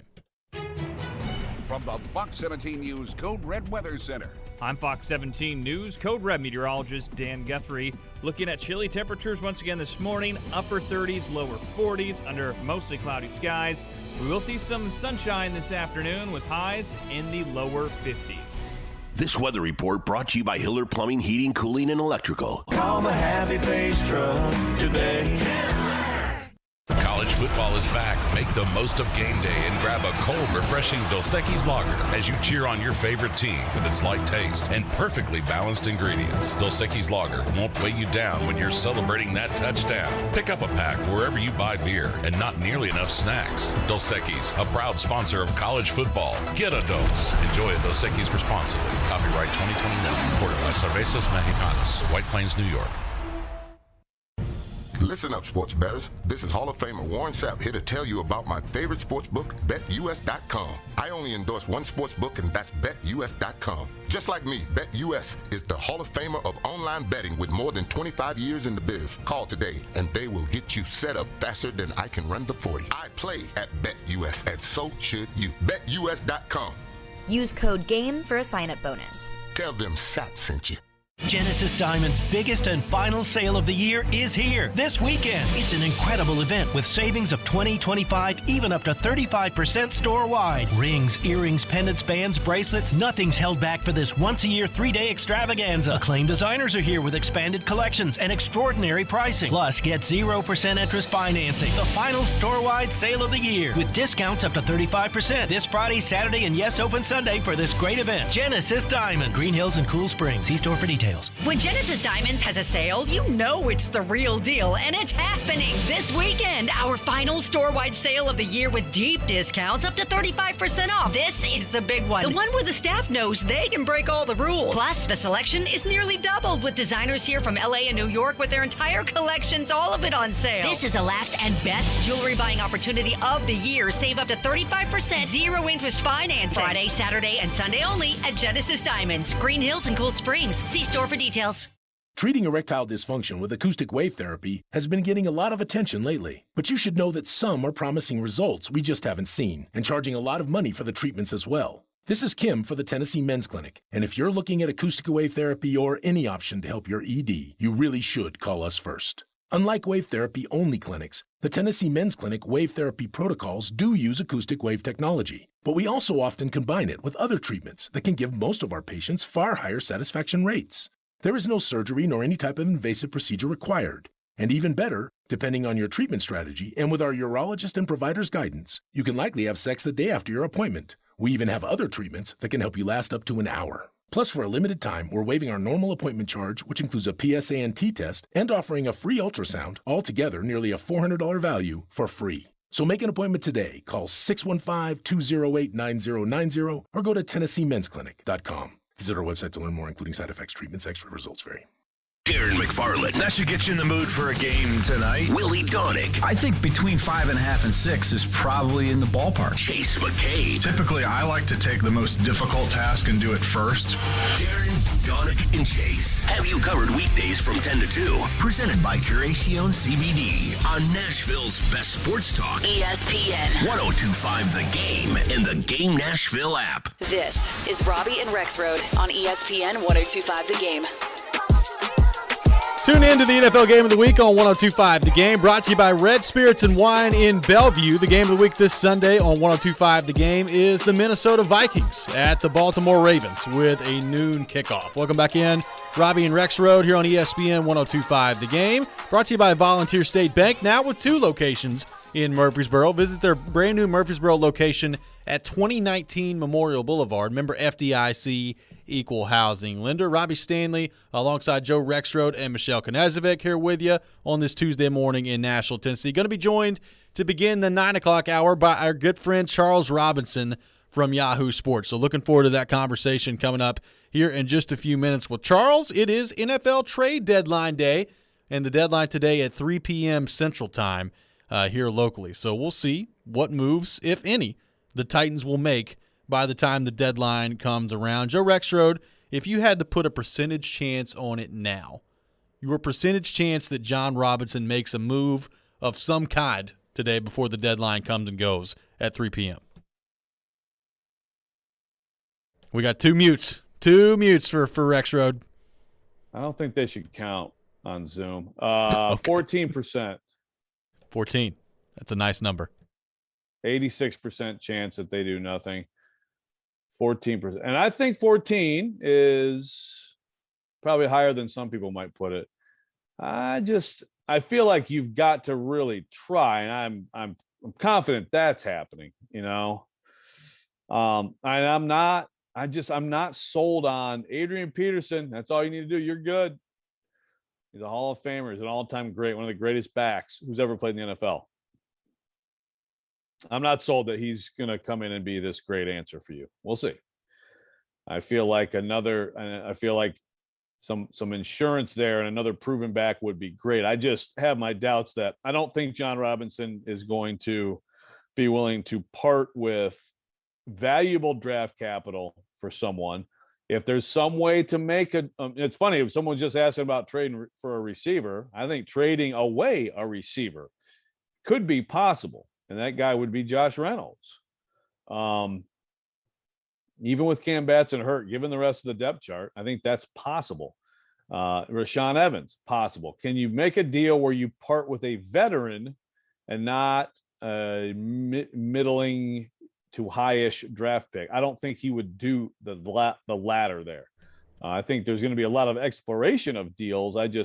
I'm not confident that a deal is actually going to happen. When it purely comes to acquiring someone, as you look at the situation now with Adrian Peterson is running back still the number one priority to you if the Titans go acquire someone? Or, we've got people on the text line driven by WilsonCountyHyundai.com suggesting tight end still a priority, suggesting corner, suggesting on the offensive line. Is running back still, without Derrick Henry, unquestionably the number one target if you're John Robinson, even with Adrian Peterson in the fold? Yeah, I think so. I don't think there's any question. I mean, I think you can make a case at tight end, but again, who are you getting? I know that there are tight ends you could say this tight end is overall maybe like better than Jeff Swain, okay? But you're also talking about halfway through a season and trying to bring someone in and plug them in. And who's going to make a difference for you? Zach Ertz, does he make a difference for the Cardinals? Heck yeah. Yeah. Okay. But who are you trading for? I understand the Hayden Hurst thing. I mean, I don't hate that idea, something like that. But I think it's, if anything happens, I'll be surprised if it's not a running back. And there are a lot of pretty good, proven backs who are buried on some depth charts out there. It's just a lot of it comes down to what's the team situation. Someone brought up David Montgomery earlier. A team that sees the writing on the wall, that's a much better situation than, like, again, the Steelers now are rejuvenated, and it was Kalen Ballage, by the way. We were talking about earlier about their situation, who's the other back. Yeah. So you could, and then Najee Harris just gets all the work. I think Ballage has like 7 carries, and Benny Snell has like 8 carries. Okay. But if you're the Steelers and now you have new life in the chase for a playoff spot, do you want to hurt your running back depth, a position of high injury rate? And also, by the way, to help an AFC team. there's a lot of different things, a lot of different boxes you have to check for this to even be possible. Let's go back to the text line driven by WilsonCountyHyundai.com, 615-737-1025. Brian in Portland texting in, Josh Reynolds to the Packers for Dennis Kelly and a 7th-round pick. Oh, trading for an offensive lineman, huh? Yeah, man. Bring him back in. So rather than signing him, they decided to let him go so they could trade for him. Now that's sneaky genius right there. And hey, he'd be cheaper. Yeah. Oh man. Dennis Kelly. They have lost an offensive tackle this year. There is that. Dennis Kelly not really played all that much this year. He's gotten in 4 games and he's been hurt as of late. So I would not anticipate Dennis Kelly to be back on the move here. Although I'm not saying that trading Josh Reynolds away can't happen today for the Titans. I think it's certainly on the list of possibilities. It's kind of an interesting day around the league. You've got, what's going to happen with the Deshaun Watson situation in Houston. Would Marlon Mack be on the move anywhere? Hayden Hurst we brought up. Melvin Ingram out there and available as well. Deshaun Jackson. There's a lot of interesting names that could be traded out there. Obviously headlined by Deshaun Watson. Like, is today going to be the day he ends up with the Dolphins, or is that not going to happen? And most of the indications so far would suggest that that's probably not going to happen today. Yeah, well, I think the Dolphins, that's the clear team, but they don't have the urgency anymore. Their season is toast. So I think if they had a couple more wins right now, then maybe it would be like, okay, this could still turn this season around. But at this point, you're basically punting on the season. So may as well know what the heck you're getting into on a deal. So I would guess nothing there. Yeah, Deshaun Jackson and the Rams is interesting. They've agreed basically to find him a new team. Yep. Maybe there you go. If you're a Titans fan who wants a receiver, then Deshaun Jackson can put on the Titans uniform and torch his old team Sunday night. Right. What do you think about that? I'm kidding. Dave texting in, I'll be trading my Titans season hopes and dreams for a bottle of Jack and a couple of packs of smokes. This is coming from Dave in Nashville. Handling the loss of Derrick Henry very well, as we see. All malls, I hope. That's delicious. Right. Flavor country. Hey, look, the Titans are going to win the AFC South. I'm still pretty confident in saying that. So who knows? You get to late December, you get to past the time the bones should be healed, and who knows? I agree with John Glennon that at no point while this football season exists, are we going to see Derrick Henry have like a 32-carry, 180-yard game.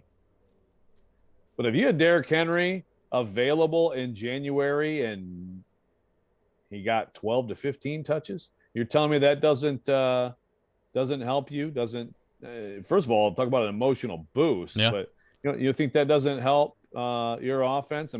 He's not playing unless he's healthy, and by healthy, like full go, full speed, all that stuff. Staying in shape, there's ways to do that.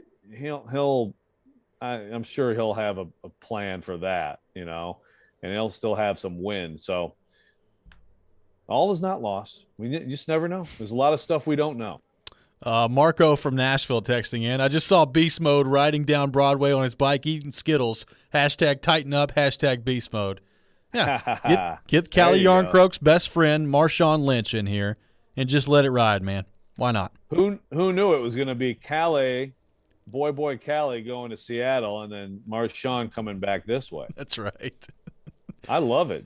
Do it. He had several shots. He had several shots on the Manning cast, but I assume he's okay now. Yeah, I'm sure he's probably all right. Hydrate and come on in. That's right, buddy. When we come back, we'll be joined by our good friend Charles Robinson from Yahoo Sports. We'll get his thoughts on Derrick Henry and the Titans, also the NFL trade deadline as well. All that ahead. This is Robby and Rexrode here on ESPN 102.5 The Game.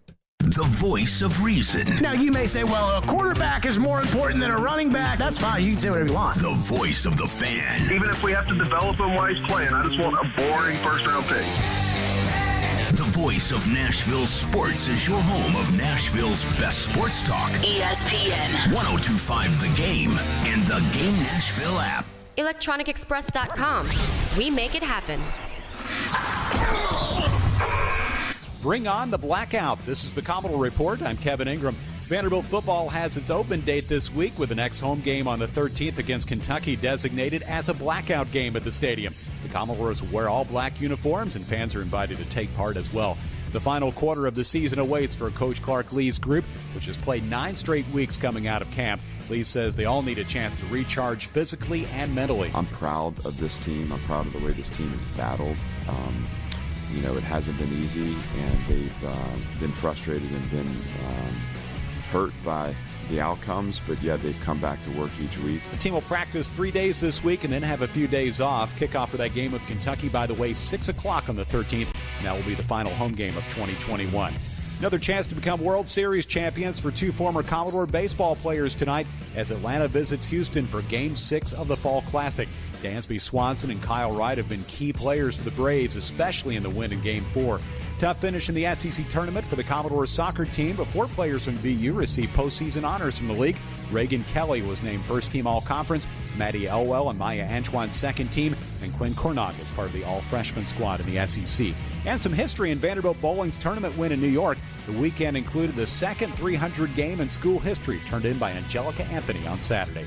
That's the Commodore Report on 102.5 The Game and ESPN 94.9.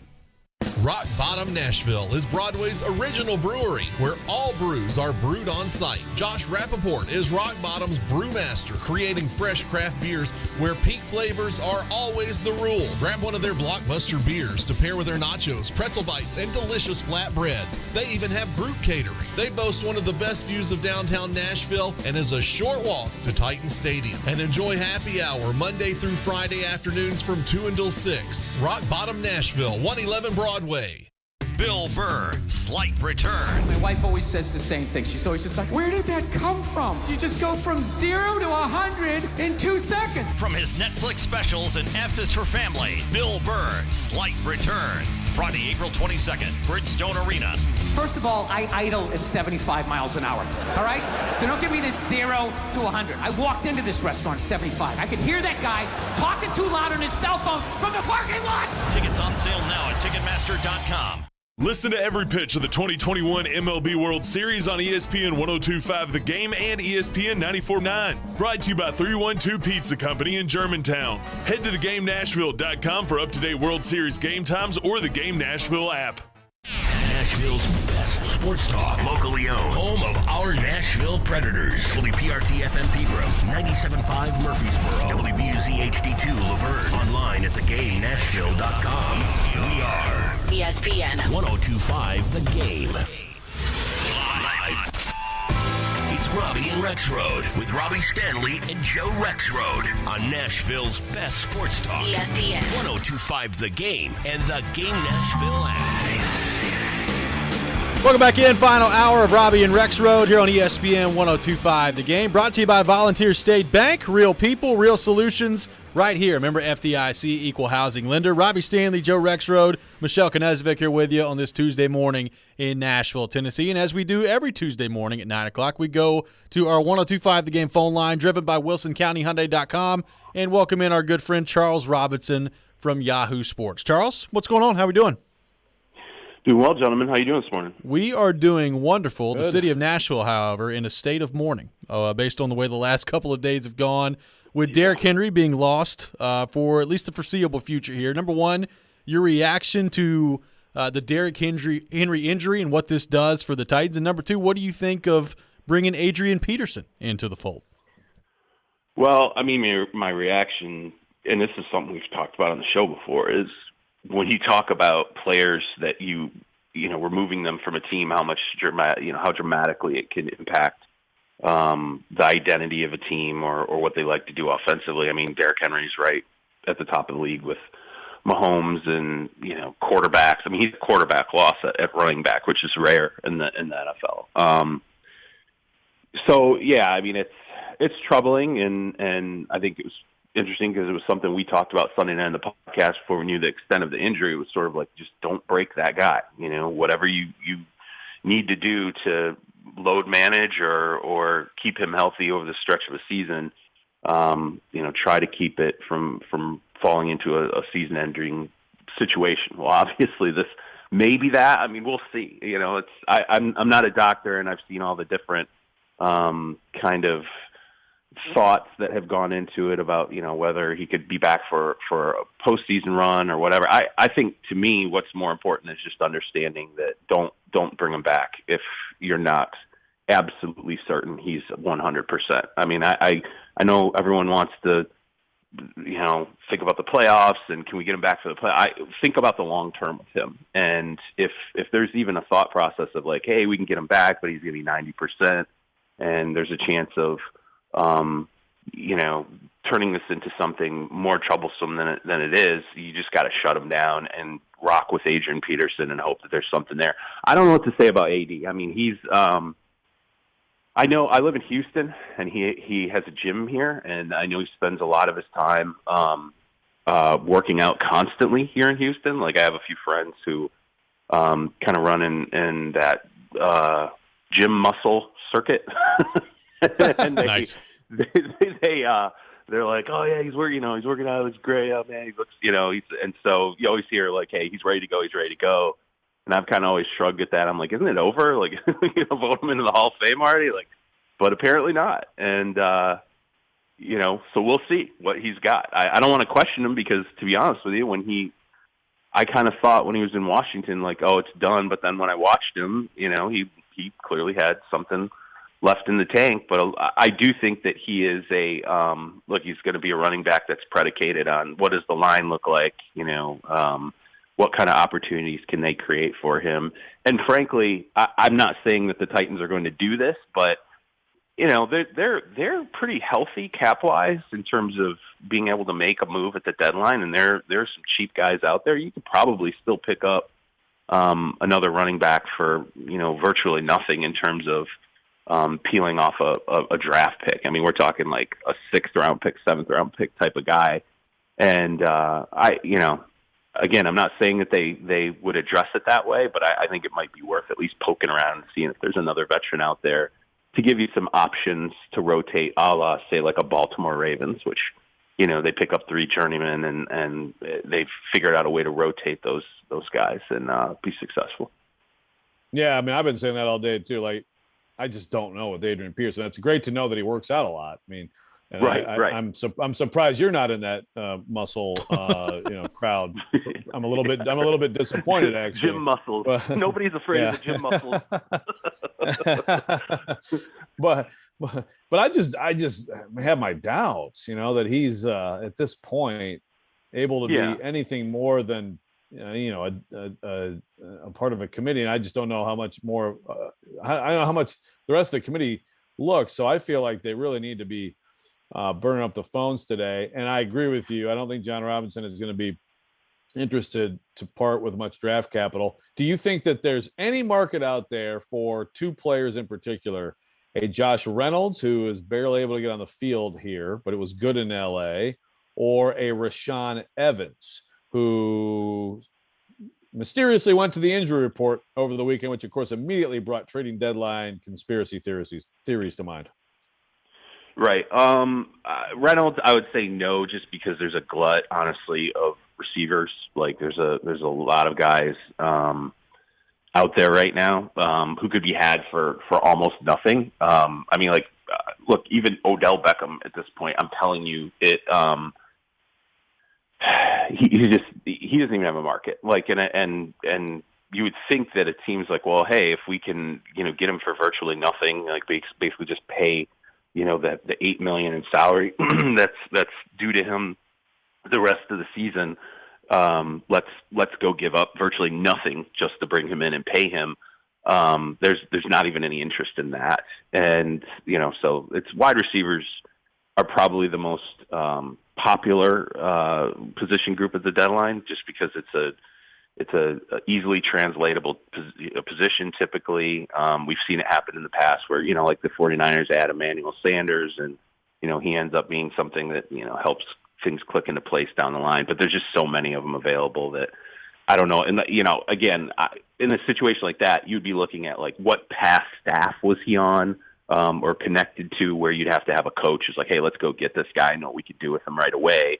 And I don't think particularly, say, the Rams, I think they're set right now. Evans, I don't know. I mean, Evans, I'll be completely honest with you, I'm not sure what the interest is in him. I know, the teams that I would look at where I'm like, hey, like the Chiefs could really use him. I don't think that's the kind of trade that the Titans would be interested in making. But yeah, I mean, I can't give you anything specific on Evans. The guy who's really being talked about right now, actually, there's two guys I think that are being talked about right now. Is Kyle Fuller with the Broncos. The Broncos are, from what I understand, willing to pay the remainder of his salary this year, which is roughly about $4.8 million. And they're trying to pull sort of another Von Miller, where they're like, hey, we'll attach. We'll eat the salary. You attach a couple of decent draft picks. We'll send you some cornerback depth. And actually, Melvin Gordon is a guy I almost wondered when I was thinking about the Titans. I'm like, do you call Denver and just say like, hey, you got a young guy, Gordon, is probably somebody you'd be open to moving at this point, if you can get something on him. I don't know what they would ask for him, but I mean, Gordon is definitely a guy that I think if a team is out there looking for, I guess kind of a running back where you feel like he can really factor and carry the load. He's somebody that I think it's sort of like Denver's open for business. So everybody calls Denver if you're interested in anybody. Mm-hmm. Charles Robinson from Yahoo Sports on the line with us, driven by WilsonCountyHyundai.com. Looks like the Steelers are trading Melvin Ingram to the Chiefs in exchange for a 6th-round pick. There's the linebacker. There's the linebacker that the Chiefs desperately needed. Yeah, I mean, Ingram's a guy who his snap count had diminished significantly in Pittsburgh, and he's been available now for roughly, I don't know, about 2 weeks. I think people knew that he was somebody they were going to be willing to move. But yeah, I mean, that was I knew the Chiefs were looking for linebacker help. I mean, that was sort of why I brought up Evans. It's just because it's definitely a position of weakness. Now, interestingly, I mean, again, this is, I guess you can argue what is Pittsburgh really looking at moving forward, but it's interesting to see a team that wants to be in the AFC, mix in the playoffs, dealing to another team that is trying desperately to get past a close win over the New York Giants. Like it's the only win that feels like a loss. Yes, absolutely. So, Charles, obviously Von Miller on his way to the L.A. Rams. What do you think of that move for the Rams in terms of what that does for the pecking order in the NFC? I mean, there's no question it helps. I mean, he's here's the thing about Von Miller. Like, he's had a better season this year. I went through their camp, and they were really excited about him. And Von's going to have this huge year. And I feel like he's definitely kind of gotten back on track. We'll see what he looks like in that defense. I had a chance to text with somebody in their organization last night. They're hyped. I mean, they kind of feel like this is the move that puts them back into maybe a little bit of a hammerlock position in the NFC. From their perspective, it was clear they're sitting there going, okay, look, we're going to have to deal with Arizona and Kyler Murray. We're going to have to deal with Aaron Rodgers and Green Bay. We're going to have to deal with Tom Brady in Tampa Bay. We're going to have to deal with Dak Prescott and that entire ridiculous offense in Dallas. They're just looking at it being like, you got to have, if you don't have an ace corner who you can throw out and just erase somebody, and I think that's sort of what Carolina was thinking about Stephon Gilmore. Like, maybe he's still that guy. Let's see how he comes back from injury. If you don't have that guy, you've got to have somebody who's either pressuring or getting to the quarterback. And I think they also like the fact that he's got some Super Bowl experience, really good guy in the locker room, really good guy in the meeting room. I think that's sort of what they're trying to add there. It's a big leadership add. They've been super happy with Matt Stafford from the leadership standpoint. I think that's sort of an underrated thing that they loved a lot about Matt Stafford, but I think one of the things that he brought to the table, they weren't entirely, I don't want to say expecting, but they hadn't factored it as much, was once he got into the franchise, just sort of how he interacted with players on the roster, the leadership he brought to the table. I guess apparently, they felt like Goff was not where they wanted him in terms of that aspect of his game beyond everything else on the field. So I think that's another thing with Von Miller, where they're like, we are adding a guy who's going to give us a lot in the room and a lot down the stretch and be able to talk meaningfully to people, to players about, hey, like, this is what you have to do to be able to, take this through the playoffs and actually finish it with a Super Bowl win. Okay, so as things stand right now, Charles, who are your favorites in each conference? Like, I swear Joe, I swear you ask me this like every week. That's right, darn it. And you're going to answer it every week, Charles. And every week I tell you, whoever I name is going to lose. Like, last week, I probably said something good about Cincinnati, right? You did. Right? And then what comes out? I mean, like Mike White into like this guy that's just, the New York Jets suddenly come to life. And, man, I don't know. Let's get through the trade deadline first and see what exactly happened. Look, I'll say this about the Rams. I do like the Von Miller addition. I really do. I feel like Dallas, we'll see if anything gets done, but I feel like Dallas is poking around to see if, they can make an addition. I know Green Bay is working the phones today. It's interesting because I think particularly from the NFC standpoint, you do have a lot of teams that are sitting there saying, any one of 5 or 6 teams could easily win the NFC this year. Not easily, but, it's wide open. And so maybe making this addition some depth somewhere really will help us. And I think all 5 or 6 contending teams in the NFC, not counting the Rams now at this point because they made their move, are all on the phone right now trying to figure out if there's someone they can add. So I can't, it's hard for me to take away what Green Bay just did to Arizona. The Rams, one loss. I mean, they've done pretty much everything you would ask them to do. It's again, Dallas. I mean, how can I take anything away from Dallas? It's really hard to pick an NFC team. AFC wise, I don't know. It's the baton gets passed every single week. I mean, I'll tell you what, I'll put it on you. You tell me who your AFC and NFC teams are, and I will tell you whether or not I agree. Bills and Rams, and I may have said Titans before based on how they've played here, including beating the Bills. But I don't know. I agree with you. NFC's wild, and all those teams you mentioned, I could see any of them. I mean, I don't think you even mentioned the Bucs, but that goes without saying, right? But I think the Bills are the Bill. I mean, I think that they've, for the most part, been the most reliable team now that Tennessee doesn't have Henry. See, so the Bills, here's what I like about the Bills. They are the most balanced when you consider, I think defensively, they're built for the long run defensively. I don't know if they're still number 1 DVOA in the NFL, but I mean, they were there for a long time. You know what they are defensively.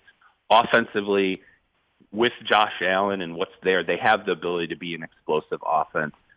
Here's the thing, though, about that offense that makes me a little bit nervous. I don't think there's great depth there. So if there's an injury, like, the tight end position, the wide receiver position, I mean, even at running back is kind of iffy, in terms of can they sustain any kind of an injury down the stretch and not have that affect that offense. Now, I'll say this, like Josh Allen, if he builds into the stretch run, sort of like he did last year, they're going to be really hard to beat. But again, the AFC, very similar to the NFC in the respect that, every single week we like a team and something happens. I remember there was a minute there we were talking about the Chargers. We're like, man, that team looks like, well, maybe this is the Chargers. The Chargers own the AFC this year. And then, for a minute, the Raiders looked good. And for a minute, like it's from week 1, I feel like every single week we've sort of handed the baton to someone else in the AFC. Well, we waited for the Chiefs to get themselves together. Well, the Chiefs, I think, they are what they are. They're flawed, and that's going to open the window for pretty much anybody else. Cleveland looked great to me for a while, but now with all the injuries stacking up, there's no way I can look at Cleveland and go, yeah, I really feel confident in them getting it back together down the stretch. I mean, Baltimore, I like Baltimore a lot. Like, there's a lot to like there, but it's this. honestly, this is kind of why I feel like the deadline does matter this year, because I do feel like teams, can add depth. It's just, are they willing to part with, a pick and some cap space that they'd like to roll into next season? And that's what's kind of depressing a little bit of the market. Although, let's be real, Von Miller and Ingram being moved, it's already kind of a pretty active deadline. Normally we sit here and we're waiting. We're like, okay, what's going to happen? And nothing happens. Charles Robinson from Yahoo Sports has been our guest here on Robby and Rexrode. Joins us every Tuesday morning at 9 o'clock. Charles, great stuff as always. Look forward to talking to you next week, and make sure you have your best team in the NFC and AFC prepared for Joe's question next week. I will. I'll tell you what. After the deadline, I will be ready for you. But I want go tell Mike Vrabel. I said call the Broncos, call George Payton, and say we want Melvin Gordon. Let's get this done. We will do that. Charles, appreciate you, my man. All right, later, guys. Charles Robinson from Yahoo Sports, our guest here on Robby and Rexrode. We'll come back, react to what Charles had to say there, look ahead at the NFL trade deadline coming up next. Also got some tickets to give away on the other side as well. We'll do that next. This is Robby and Rexrode here on 2-5 The Game. The Titans season has taken a turn with the Derrick Henry injury. I'm sure Derrick Henry was saying, I'm not coming out of this game. This is a big game. But he was not right. The whole game, you could tell. For all the latest on the King. You're not going to be able to replace Derrick Henry. He's the equivalent of a franchise quarterback in the league. Keep it locked on Nashville's best sports talk. ESPN. 102.5 The Game and the Game Nashville app. Now's the time to get a great deal on Kubota construction equipment, featuring durable Kubota engines, more comfort, more productivity, more get it done right. The Kubota construction lineup shows up ready to work every day. Right now, bring home select Kubota equipment for 0 down, 0% APR for up to 60 months. Now through December 31st. See us or go to KubotaUSA.com for more details.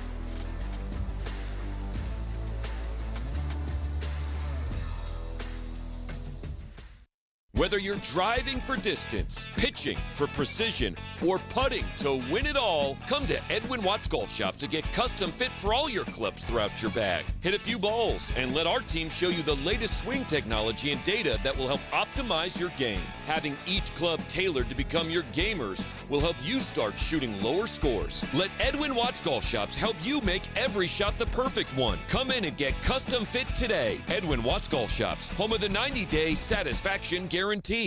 Hey, it's Chase McKay. BetMGM, the king of sportsbooks, welcomes you to Showtime with a special offer on the World Series. Simply place a $10 moneyline wager on any game, and if either team hits a home run in the game, you'll win $200 in free bets, regardless of your bet's outcome. All you have to do is use the bonus code 1025GAME200 when you make your first bet to take advantage of this offer.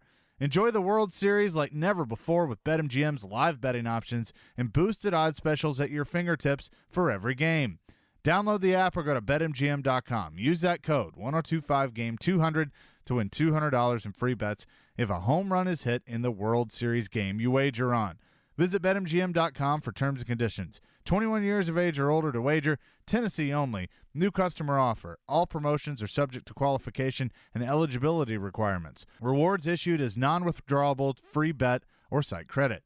Free bets expire in 7 days from issuance. For problem gambling support, call the Tennessee Red Line at 800-889-9789. Are you interested in starting your own business? Join the Blink Law Entrepreneur Summit on February 2nd for their one-day event to help anyone start a business. Not only will you hear from experienced entrepreneurs from a variety of fields, but all attendees will also get a one-on-one consultation with an attorney who will register your business. You will leave the event with certified documents and an officially registered business. This is a great opportunity for anyone who wants to jumpstart a new business. For more information and to register, go to facebook.com/BlinkLawLLC. Lift it, load it, grade it, grind it, move it, haul it, rig it, dig it, Craneworks, Rentalworks, yeah! The big dog's got it. Craneworks is ready to help lift Nashville. As the Southeast's most trusted name in crane and equipment rental for over 30 years, Craneworks offers certified operators to make sure the job is done right. Rentalworks has a diverse fleet of equipment to assist in any project, big or small. From forklifts to carry deck cranes, they have it all. When it's time for your next lift, machinery moving, or rigging project, call Craneworks. Visit Craneworks.com. Interact with Robby and Rexrode. Call or text the show at 615-737-1025. Driven by WilsonCountyHyundai.com. Welcome back in, Robby and Rexrode here on ESPN 102.5 The Game. Streaming live on Twitch, on Twitter, and YouTube today and every day. Our video streaming brought to you by the law offices of Amanda Gentry. Robby and Rexrode brought to you by Volunteer State Bank, conveniently serving Middle Tennessee with 13 locations. Member FDIC, equal housing lender. We've got some tickets to give away to see Nashville SC take on New York at Nissan Stadium coming up this Sunday. Be caller number 3 at 615-737-1025, 615-737-1025. Caller number 3 will win a pair of tickets to see Nashville SC take on New York coming up at Nissan Stadium this Sunday. So hit up our phone line driven by WilsonCountyHyundai.com, 615-737-1025. So some moves already being made at the deadline in the NFL. We talked about it with Charles Robinson in the last segment. Melvin Ingram on his way from the Pittsburgh Steelers to the Kansas City Chiefs. I found it interesting what Charles said about the market for wide receivers. You brought up Josh Reynolds and maybe what his availability and market could look like out there in the NFL. Lots of wide receivers that are potentially on the trading block, and Charles even went as far to say is not even sure that there's going to be a market for Odell Beckham Jr. out there at the deadline today. What do you make of what Charles had to say about the deadline, specifically at the wide receiver position? Well, I guess if you're a Titans fan who thinks they should add one, that's good news. But I don't think that that's any kind of a serious thing. I don't buy that at all. But yeah, it's unlike, I can't think of a team that would be like, oh, boom, Josh Reynolds. Absolutely. That makes all the difference. I have been surprised by Josh Reynolds here not being able to make more of an impact. I still think that he has ability and has something to offer, but it doesn't sound good in terms of being able to deal him. And then, Rashaan Evans, how much interest would there be in a Rashaan Evans? He's one of those guys who, I don't think he's been like bad for the Titans this year. He's had some good moments. He's got ability. How many teams are like, that's the piece, but I don't know if you're rostering him to the point where when they're just as a depth add, would he make sense? But, even although he's on his first deal, he's still a first round pick. So he's still more of a cap hit than a lot of guys because of that, so you also have to take that into account. And as Charles is talking about the Broncos, makes me think, gosh, it's true. Like they're clearly it's fire sale time there, like I don't anticipate that like a Melvin Gordon thing would happen now. To me, if they add another back, it would probably be, I guess, a lesser back, but that's an intriguing name to me, Melvin Gordon. But I've always been a Melvin Gordon fan in terms of his ability. Trading all their pieces away, not going to be very much on the table for Aaron Rodgers there next year as quarterback. Well, but they're going to get all these picks, make amazing picks, and he's going to be very excited with all the youth around him. Yes. And take the young Broncos all the way to the Super Bowl. That's right. That's what excites Aaron Rodgers, is a bunch of young guys out there. And Aaron Rodgers will be making all the picks. Yeah. Exactly. They've promised him that he gets to do the drafting. That's right. Just taking it one step further in there.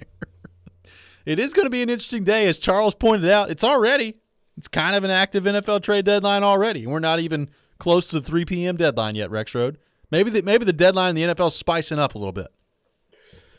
Yeah, well, yeah. This is it's already a great year, the NFL trading deadline. And I'm sure there's going to be at least a couple more things that happen today. So the fact that teams do anything around this when they never used to at all, good for us. Good for all of us. Coming up next, we'll be joined by Preds TV analyst, former Preds goaltender Chris Mason. The Preds in action tonight.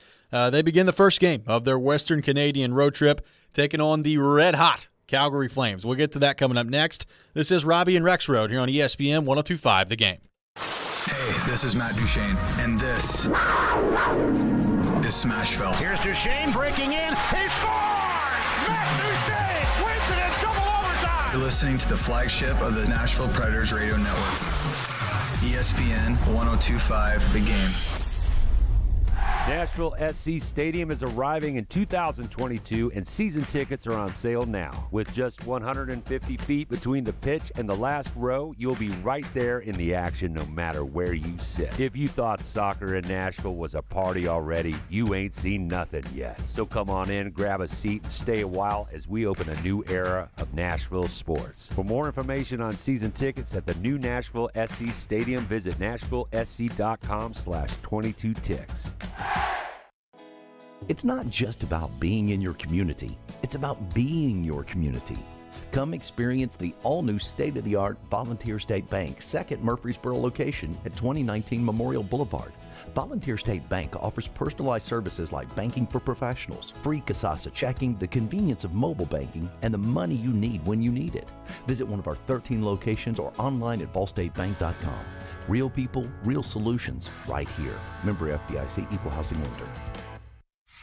Winter's a bad time for your furnace to go out, but it's never a bad time to call Lee Company. Our heating and air conditioning pros are available 24/7. No heat? Don't wait. Call Lee Company now at 615-567-1000. Our expert technicians will diagnose the issue and fix it right the first time. When you're cold, you need someone you can count on to bring the heat.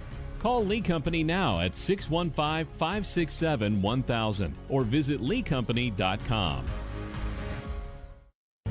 Listen up, sports bettors. This is Hall of Famer Warren Sapp here to tell you about my favorite sports book, BetUS.com. I only endorse one sports book, and that's BetUS.com. Just like me, BetUS is the Hall of Famer of online betting with more than 25 years in the biz. Call today, and they will get you set up faster than I can run the 40. I play at BetUS, and so should you. BetUS.com. Use code GAME for a sign-up bonus. Tell them Sapp sent you.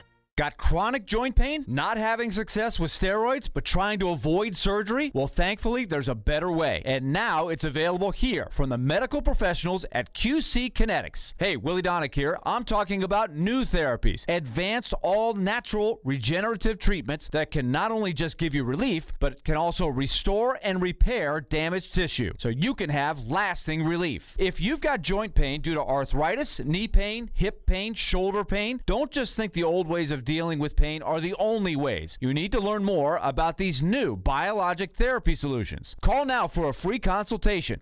QC Kinetics, 615-249-4024. These remarkable new treatments increase mobility, decrease pain, and help restore tissue. They actually encourage your body to heal itself. Call now and learn more about these restorative, regenerative, and revolutionary alternatives. Don't wait. Call today. QC Kinetics, 615-249-4024. That's 615-249-4024. Screwball Peanut Butter Whiskey is the official whiskey of the NFL pregame broadcast on ESPN 102.5 The Game. Screwball is the original and most awarded peanut butter whiskey in the world. Made with real whiskey, peanuts, and peanut butter, Screwball is all natural flavor to be enjoyed as a straight shot, in an espresso martini, peanut butter old fashioned, or a PB&J shot with a berry liqueur. Check out screwballwhiskey.com/recipes for more. Be sure and ask for Screwball by name at your favorite watering hole in Nashville. Enjoy responsibly. 2021 Screwball Spirits LLC, San Diego, California. Whiskey with natural flavors, 35% alcohol by volume. Tonight. Struck him out, and the Astros came roaring back to send this World Series back to Houston. It's the all-important Game 6 of the World Series between the Atlanta Braves and Houston Astros from Minute Maid Park. Coverage begins at 6 on ESPN 94.9 and the Game Nashville app. Brought to you locally by 312 Pizza Company in Germantown. Hey Nashville, this is Gary Bettman. You're listening to Nashville's best sports talk, ESPN 102.5 The Game. Welcome back in, Robby and Rexrode here on ESPN 102.5 The Game, brought to you by Volunteer State Bank, conveniently serving Middle Tennessee with 13 locations. Member FDIC, Equal Housing Lender. Robbie Stanley, Joe Rexrode, Michelle Knezovic here with you on this Tuesday morning in Nashville, Tennessee. The Predators back in action tonight, taking on the red-hot Calgary Flames. And to help us do that, we go to our 102.5 The Game phone line, driven by WilsonCountyHyundai.com, and welcome in our good friend, Preds TV analyst, Chris Mason. See, Mace, what's going on, brother? How we doing? What's up, everybody? I just want to know, how did you guys get Gary Bettman to do the radio call sign there for the? We know people in high places, see, Mace. Oh boy, that is high. That's as high as they get. That's right, the commish on the program. So, see, Mace, obviously the start of a long, grinding road trip tonight for the Predators. as a player, when you know you're heading into a trip like this, it's going to be very long, lots of really good teams on this road trip as well that you're playing against. How do you kind of approach that from a mentality standpoint, the first long road trip of the season? I don't know. I think, as a team, you kind of might be excited to get out, although you like obviously playing at home. I think at the beginning of the season, you want to start banking some road games. So it's kind of exciting for, everyone to get out and spend some time together. At least, you hit Western Canada when it's, just the start of November. So you're not here in January or February where it's freezing cold. So that helps too. And, you bang out the games pretty quick, start with a back-to-back and then 3 and 4 nights. So again, I think from a team standpoint, it's nice to get out and travel a bit. And although it is a long trip, and I know from my first, trip last week, it took a lot out of me. And the guys were saying too, because, last season they'd go somewhere and they would stay there for 4 days and, just unpack their suitcase. And, now we're here, play tonight in Calgary, leave right after the game to Edmonton. After the game in Edmonton, fly to Vancouver, day off there, Vancouver, then fly all the way to Chicago. So putting on a lot of miles. So the guys are going to have to get used to that kind of wear and tear as well. Well, and you better get in bag chucking shape here, Mace. I mean, boy, do I ever? I don't know. I'm getting old, guys. I'm getting old. We can relate. Well, I can relate. So, Mace, what has gotten better? What are you most encouraged by that you've seen in the last few games as this team has started to turn the results around? And what are you looking for in terms of maybe one element of this team's game that you'd like to see uptick here on this trip? I think you're starting to get more contributions from each line. I think at the beginning of the year, not a lot of guys were scoring. I thought, if you want to look at Johansson, Duchesne, Forsberg, I thought they're playing well. They weren't getting, pucks to fall or whatever you want to talk, however you want to say it, but they stuck with it. I think I like that the way the team does stick with it, the way that they play. I think now we all know what kind of team they are, how they have to play to be successful. What I like as well is I think the defensemen are starting to chip in offensively. They're playing well defensively. I think that the third pair right now with Borowiecki and Benning has been serviceable and been, very good. Yep. That helps them out a lot. I think Fabro and Carrier have been excellent, which, a lot of questions I think that we all had at the beginning of the season are starting to kind of be answered. The Herd line, I think obviously of a player like Tanner Jeannot right now, playing the way he is, and he looks like he's kind of that multi-dimensional player, which is rare to find in the league. And they're going to play one tonight, and Matthew Tkachuk and a former one in Milan Lucic. So it's going to be a rough game tonight. But I really like the identity of this team. And if I was going to look for something that I'd like to see better is maybe a little more consistency in the special teams. Because at times, and I know it goes in waves, but, it's still early, but I've seen a lot of up and down from both special teams where they look really good and then they get the guys cold. So we're not that young into a season. So I'd like to see a little more consistency there. Preds TV analyst Chris Mason on the line with us, driven by WilsonCountyHyundai.com. And C-Mace, let's kind of dig a little bit deeper on Tanner Jeannot. He leads the team in goals right now with 4. We know the physical presence that he brings to the table. Just ask Drew Doughty if you don't know the physical presence that he brings to the table. And you talked about being one of those power forwards that's hard to find. What is the upside to Tanner Jeannot? He sits here 4 goals already in 8 games. What sort of player offensively do you think Tanner Jeannot could be? Well, from what I've seen, even if you look at his shot opportunities, he's leading the team in before last game anyway in high danger scoring chances. He's in the top 4 or 5 in shots on goal, and this is with limited ice time. There's no power play time in there. He's not playing top 2 line minutes, although you can make the argument that he should be. So I don't think we've seen the best of Tanner Jeannot right now. He's shown the ability to score in the minors, which is always a good sign, and it doesn't always translate to the National Hockey League, but it looks so far that he's finding no problem getting scoring chances and getting those opportunities and getting pucks to go in the net. So I think Tanner Jeannot's got a high upside, and this is a player, you look at Matthew Tkachuk, it's early, I know that in his career, but that's a comparison you can kind of look at. They they do the physicality thing a little, two different ways. But to bring that element and score the way he does, and the finesse that he has, and the speed, and he creates a lot of space for himself by those hits that we were talking about there with Drew Doughty. So he looks great. Well, and I guess, to me, is it fair to say that somewhere along the way, people just missed on him? I mean, I guess like even when he came up last year, the expectations were, low. And I guess, like you said, he has scored some of the minors, but there wasn't really this thought that he could have this kind of ascent. I mean, I know you see that sometimes in the NFL and the NHL, but this is a pretty rare case, right? Yeah, I think so. And, whether it's here to stay or not, I mean, the way he plays the game, he's a smart player. He plays the game the right way. And when you get somebody like that who seems to be a good athlete, and he's a good kid, and, they continue to work, and that's, by everything I've heard from that's coming out of the dressing room and the coaches, he's an unbelievable teammate and a worker and those types of things. So, you can always continue to get better. And as you said, Joe, yeah, it's hard to do. And it is kind of rare where, guys come out of nowhere and they're this type of player. But when you're as strong as he is in the game today, there's not many guys like you anymore. It used to be, we had a bunch of those guys on every team, but now it's rare to find a guy who can skate and be as physical as Tanner Jeannot, and then, have some skill. So you're starting kind of to see what those players can do. If they have some skill, they get themselves some more time. But yeah, I don't know. I mean, so far so good. And I think last year, and from everything that, Scott Nickel, who's the assistant GM now for the Preds, he was Milwaukee's GM, they were raving about Tanner Jeannot at his development. So, it's like you get the best coaches that they get to, or the best artists getting to mold some clay. It looks like a big blob of nothing, and all of a sudden it's a beautiful coffee mug that you guys are drinking out of right now. Very nice. I will be soon. Very nicely done. C-Mace, last thing for you here. Eli Tolvanen has 1 goal in 8 games. It was the first goal of the season for the Predators and has been held off of the score sheet since then. What's your concern level at this point with Eli Tolvanen? What have you seen from him in his overall game?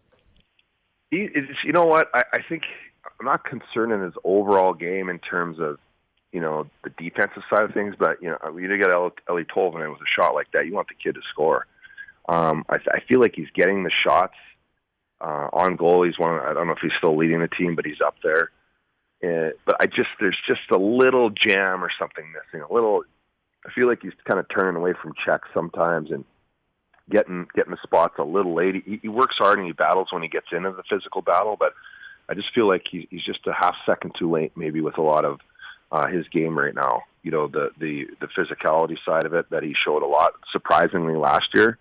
I thought he was very effective when he played that way, and then maybe his shooting he's just a hair off. But I'm starting to get a little concerned about him. But again, he's still a young player, and when the league gets a book on you, it gets harder, and you have to make adjustments, and you have to change your game a little bit, and you have to take the extra time to prepare and all those different types of things to make sure you're ready, because it does get harder. And now, he's in a situation where the other team looks at the Preds roster and like, hey, this kid can shoot, make sure don't take away all his time and space. You're going to be on him. So they know when he's out there. So it becomes a little more difficult. So he's going to have to step it up a little bit.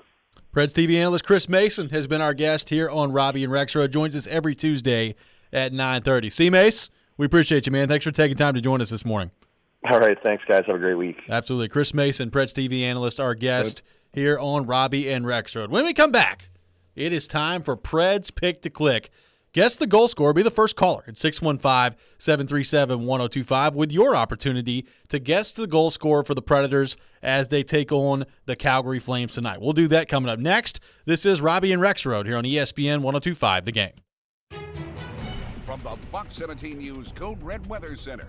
I'm Fox 17 News Code Red meteorologist Dan Guthrie.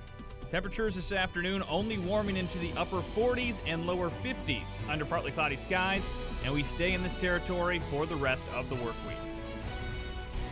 This weather report brought to you by Hiller Plumbing, Heating, Cooling, and Electrical. Call the Happy Face Truck today. Need a new roof? Get a roof built with integrity from E2 Roofing. E2 is a veteran-owned and operated local roofer with 95 5-star Google reviews and Better Business Bureau A+ rating. E2 Roofing is a veteran-owned and operated local roofer with 90 5-star Google reviews and Better Business Bureau A+ rating.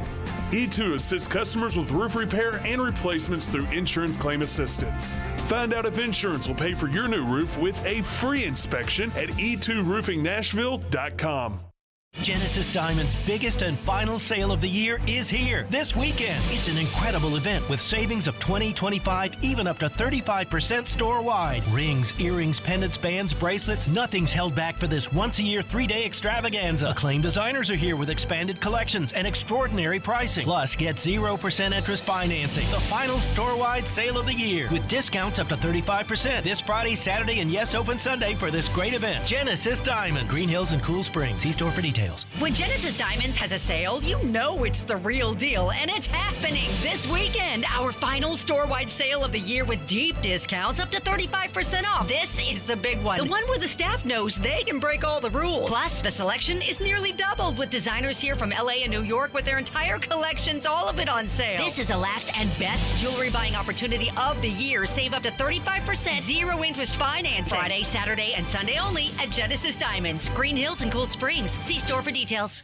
312 Pizza Company is family-owned and operated, bringing you a slice of Chicago to Nashville. 312 Pizza Company specializes in deep dish pizza, thin crust pizza, and all things Chicago style. Always made from scratch using secret family recipes passed down generation to generation. 312 Pizza is open every day except for Tuesdays and is located in Germantown with dine-in, takeout, and curbside available. Call 615-730-7888 to order 312 Pizza Company, Nashville's authentic Chicago pizzeria. People of all ages can experience spine pain. What hurts the most is what it does to your life, making simple activities feel like an uphill battle. Houston Clinic Orthopedics and their team of specialists aim to get you back to your active and enjoyable life. Let Houston Clinic Orthopedics bring lasting relief if you're suffering from any of the following: spinal stenosis, herniated discs, sciatica, degenerative disc disease, and more. To experience world-class orthopedic care, visit tn.houston.com, where experience matters. Hey, how's it going? Great. This game's gonna be good. Definitely. Loser buys? Sure. Hey, 2 Dos Equis on this guy. The game hasn't even started. And yet, somehow it's already over. Okay. A dose of certainty. Brought to you by Dos Equis, proud sponsor of college football. Get a dose. Enjoy Dos Equis responsibly. Copyright 2021. Imported by Cervezas Mexicanas, White Plains, New York. Jared Stillman. I cannot believe they picked this guy I've never heard of. And company. You're forced to play cap gymnastics, which makes it a little bit more difficult for picking up other guys. Tune in Stillman and Company for your drive home. Delivered by TriStar Moving. Weekday afternoons from 2 to 6 on Nashville's best sports talk. ESPN. 102.5 The Game and the Game Nashville app. You're listening to Robby and Rexrode on ESPN 102.5 The Game. Curve on front, and the score! Who's going to find the back of the net in tonight's Preds game? Robby and Rexrode make their picks to click and welcome a listener to do the same. Pick to Click is brought to you by New Amsterdam Vodka, the official vodka of the NHL. And it is that time of the day, time for a Preds Pick to Click here on Robby and Rexrode. We need your participation. Be the first caller, 615-737-1025, 615-737-1025 for your opportunity to guess the goal scorer for the Predators as they take on the Calgary Flames tonight, beginning the first of a long road trip that happens typically every November in a Predator season with the CMA trip, as it has been termed over the years. So that begins tonight for the Predators as they take on the Flames. With that in mind, as we look at the order of things, believe it or not, Joe Rexrode, I am first in the competition today, and you are last. Your reaction? Yeah, it's the usual. It's fine. I'm used to it. Well, I said that first. We've got a caller that is now called in on the line, so we'll let Michelle. Well, the caller just left, so I will go first. Up. That's cool. I'm going off the board first. You're going to look at me like I've got three heads, but that's okay. This player, I think, has been playing really well. I think he's generated some chances and has not even scored a goal so far yet this season. Give me Yakov Trenin. Yakov Trenin, first pick off the board. I think this is going to be a physical type game. I think you're going to see on the road the Predators use his line a lot. And I think tonight Yakov Trenin finds the back of the net. So I will use my first pick and go Yakov Trenin. Joe, I'm not sure that Trenin has ever even been selected in the competition before, much less selected with the first pick, but I'm going with Trenin today. I think he was picked once or twice last year. I could be wrong, but I think so. But Okay. that is a very I like that. Either way, whether I'm right or wrong, I like the pick. That is off the board. But he is due. You know, I almost feel like maybe Jeannot is due to regress a little bit. Yeah, that's why I didn't go that way. And Trenin is due to regress or progress. I don't know. Nice. Go the other way and score. So I like that. All right, so Yakov Trenin is off the board. Let's go to our 1025 The Game phone line, driven by WilsonCountyHyundai.com, and welcome in Scott from Bell Buckle. So, Scott, Trenin is off the board. Your selection for your goal scored tonight for the Predators against Calgary. Alrighty. I think I'm going to go with a little off the board and go Luke Cunnin. Luke Cunnin. I thought about him as well. Scott, we appreciate you taking time to call in. All right. Thank you. So far, Rexrode, the first two selections are players who have not yet scored a goal. So a different approach being taken in this competition. Michelle, you are up next. Your pick to click tonight for the Nashville Predators. Do I have any points yet? You do not. All right. Sick. Okay. I'm going to choose Ryan Johansson. Ryan, she said sick. All right. Hey, I'm going with him every time. And I really thought he scored the other day when we were there.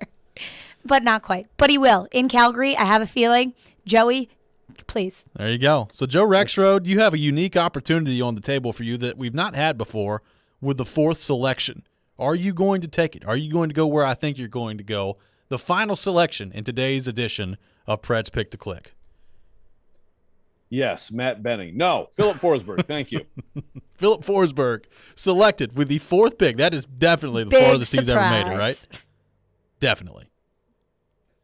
I was all set to take Ellie Tolvanen because I think that he's due. But yes, thank you. I'll take Forsberg. So Forsberg selected by Joe Rexrode. The competition is such. The listeners with one, Robby with one, Joe with one, Michelle not on the board as of yet, but as Michelle pointed out, very early into the season. Still It's a lot of hockey to early. be played. I'm winning in every other event Wow. we have. Wow. I also would just like to point out that I said Kevin Byard would have an interception to win the Colts game, and that indeed did happen. Yeah, Well, he didn't win it. Randy Bullock did, right? but Well, technically, yes, but you know what I mean. don't be taking credit from Randy Bullock in front of me, my favorite Titan of all time. We love Randy.